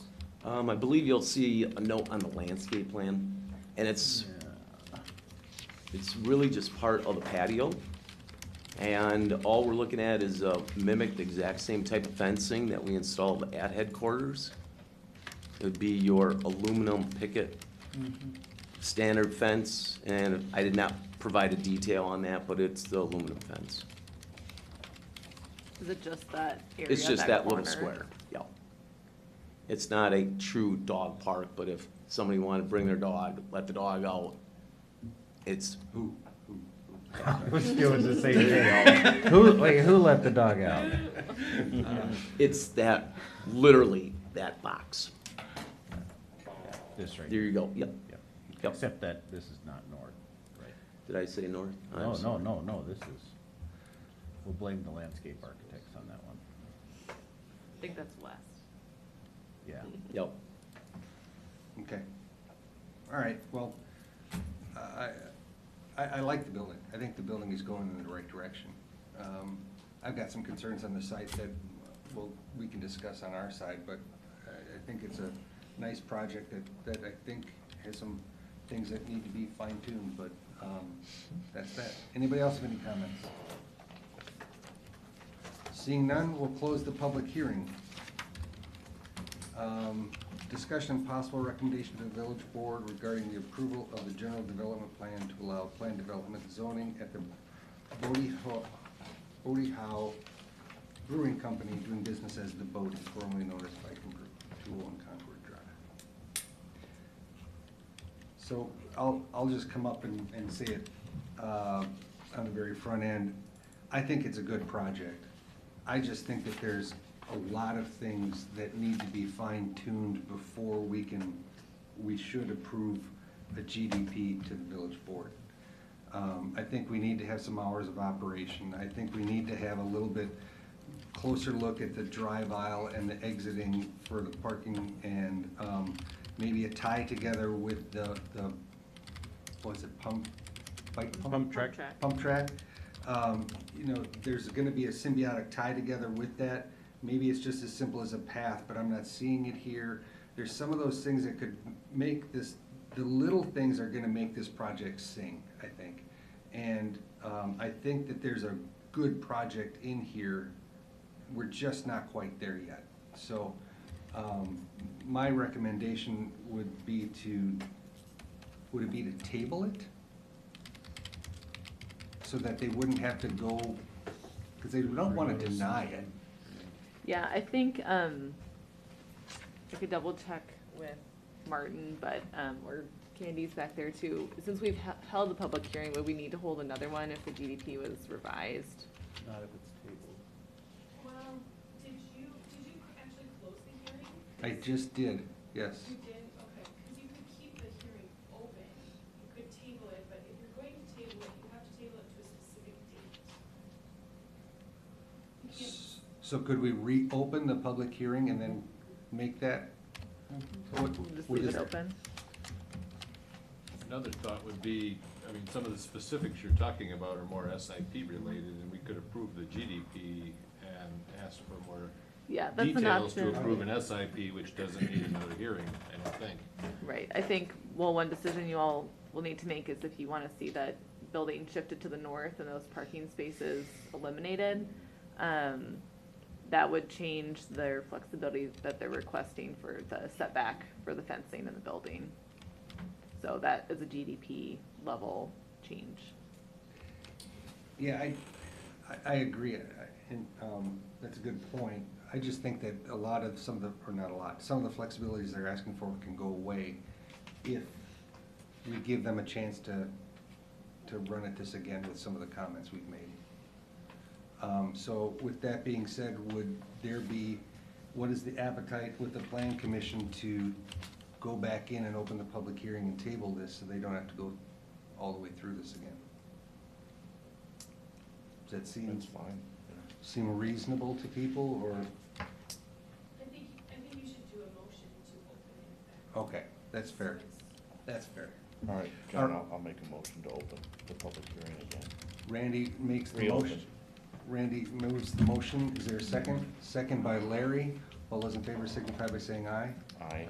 Aye. All right, we'll open the public hearing once again.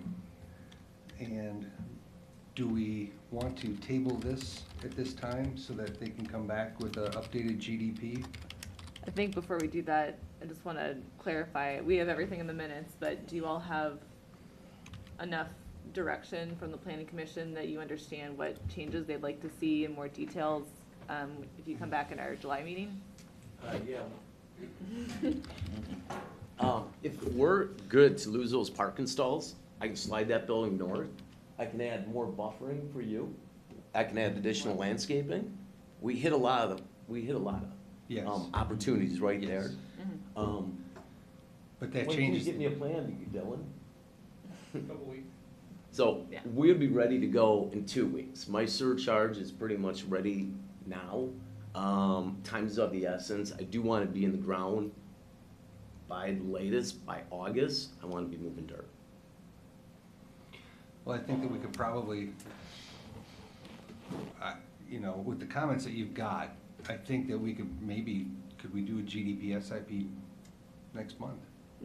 Yeah, certainly can. And I guess, Candy, just to clarify, will we need to repost the public hearing or not because it's remained open? Or will we just list it on the agenda as kind of a continuation of the public hearing?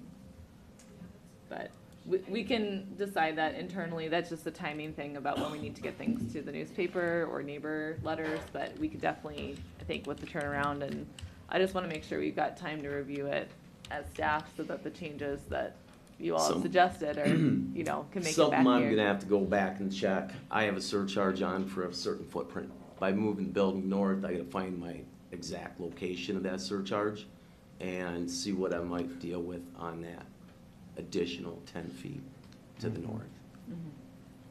Okay. Well, I understand that it puts you in a predicament. Yes, Candy? I think though, if you go to the next meeting, we still have time to move the Yeah, we definitely will. So we'll work out how it needs to be worded and all that, but. This doesn't happen every day, so. I understand it puts you in a predicament. I have to look at it from the perspective of the village, my opinion.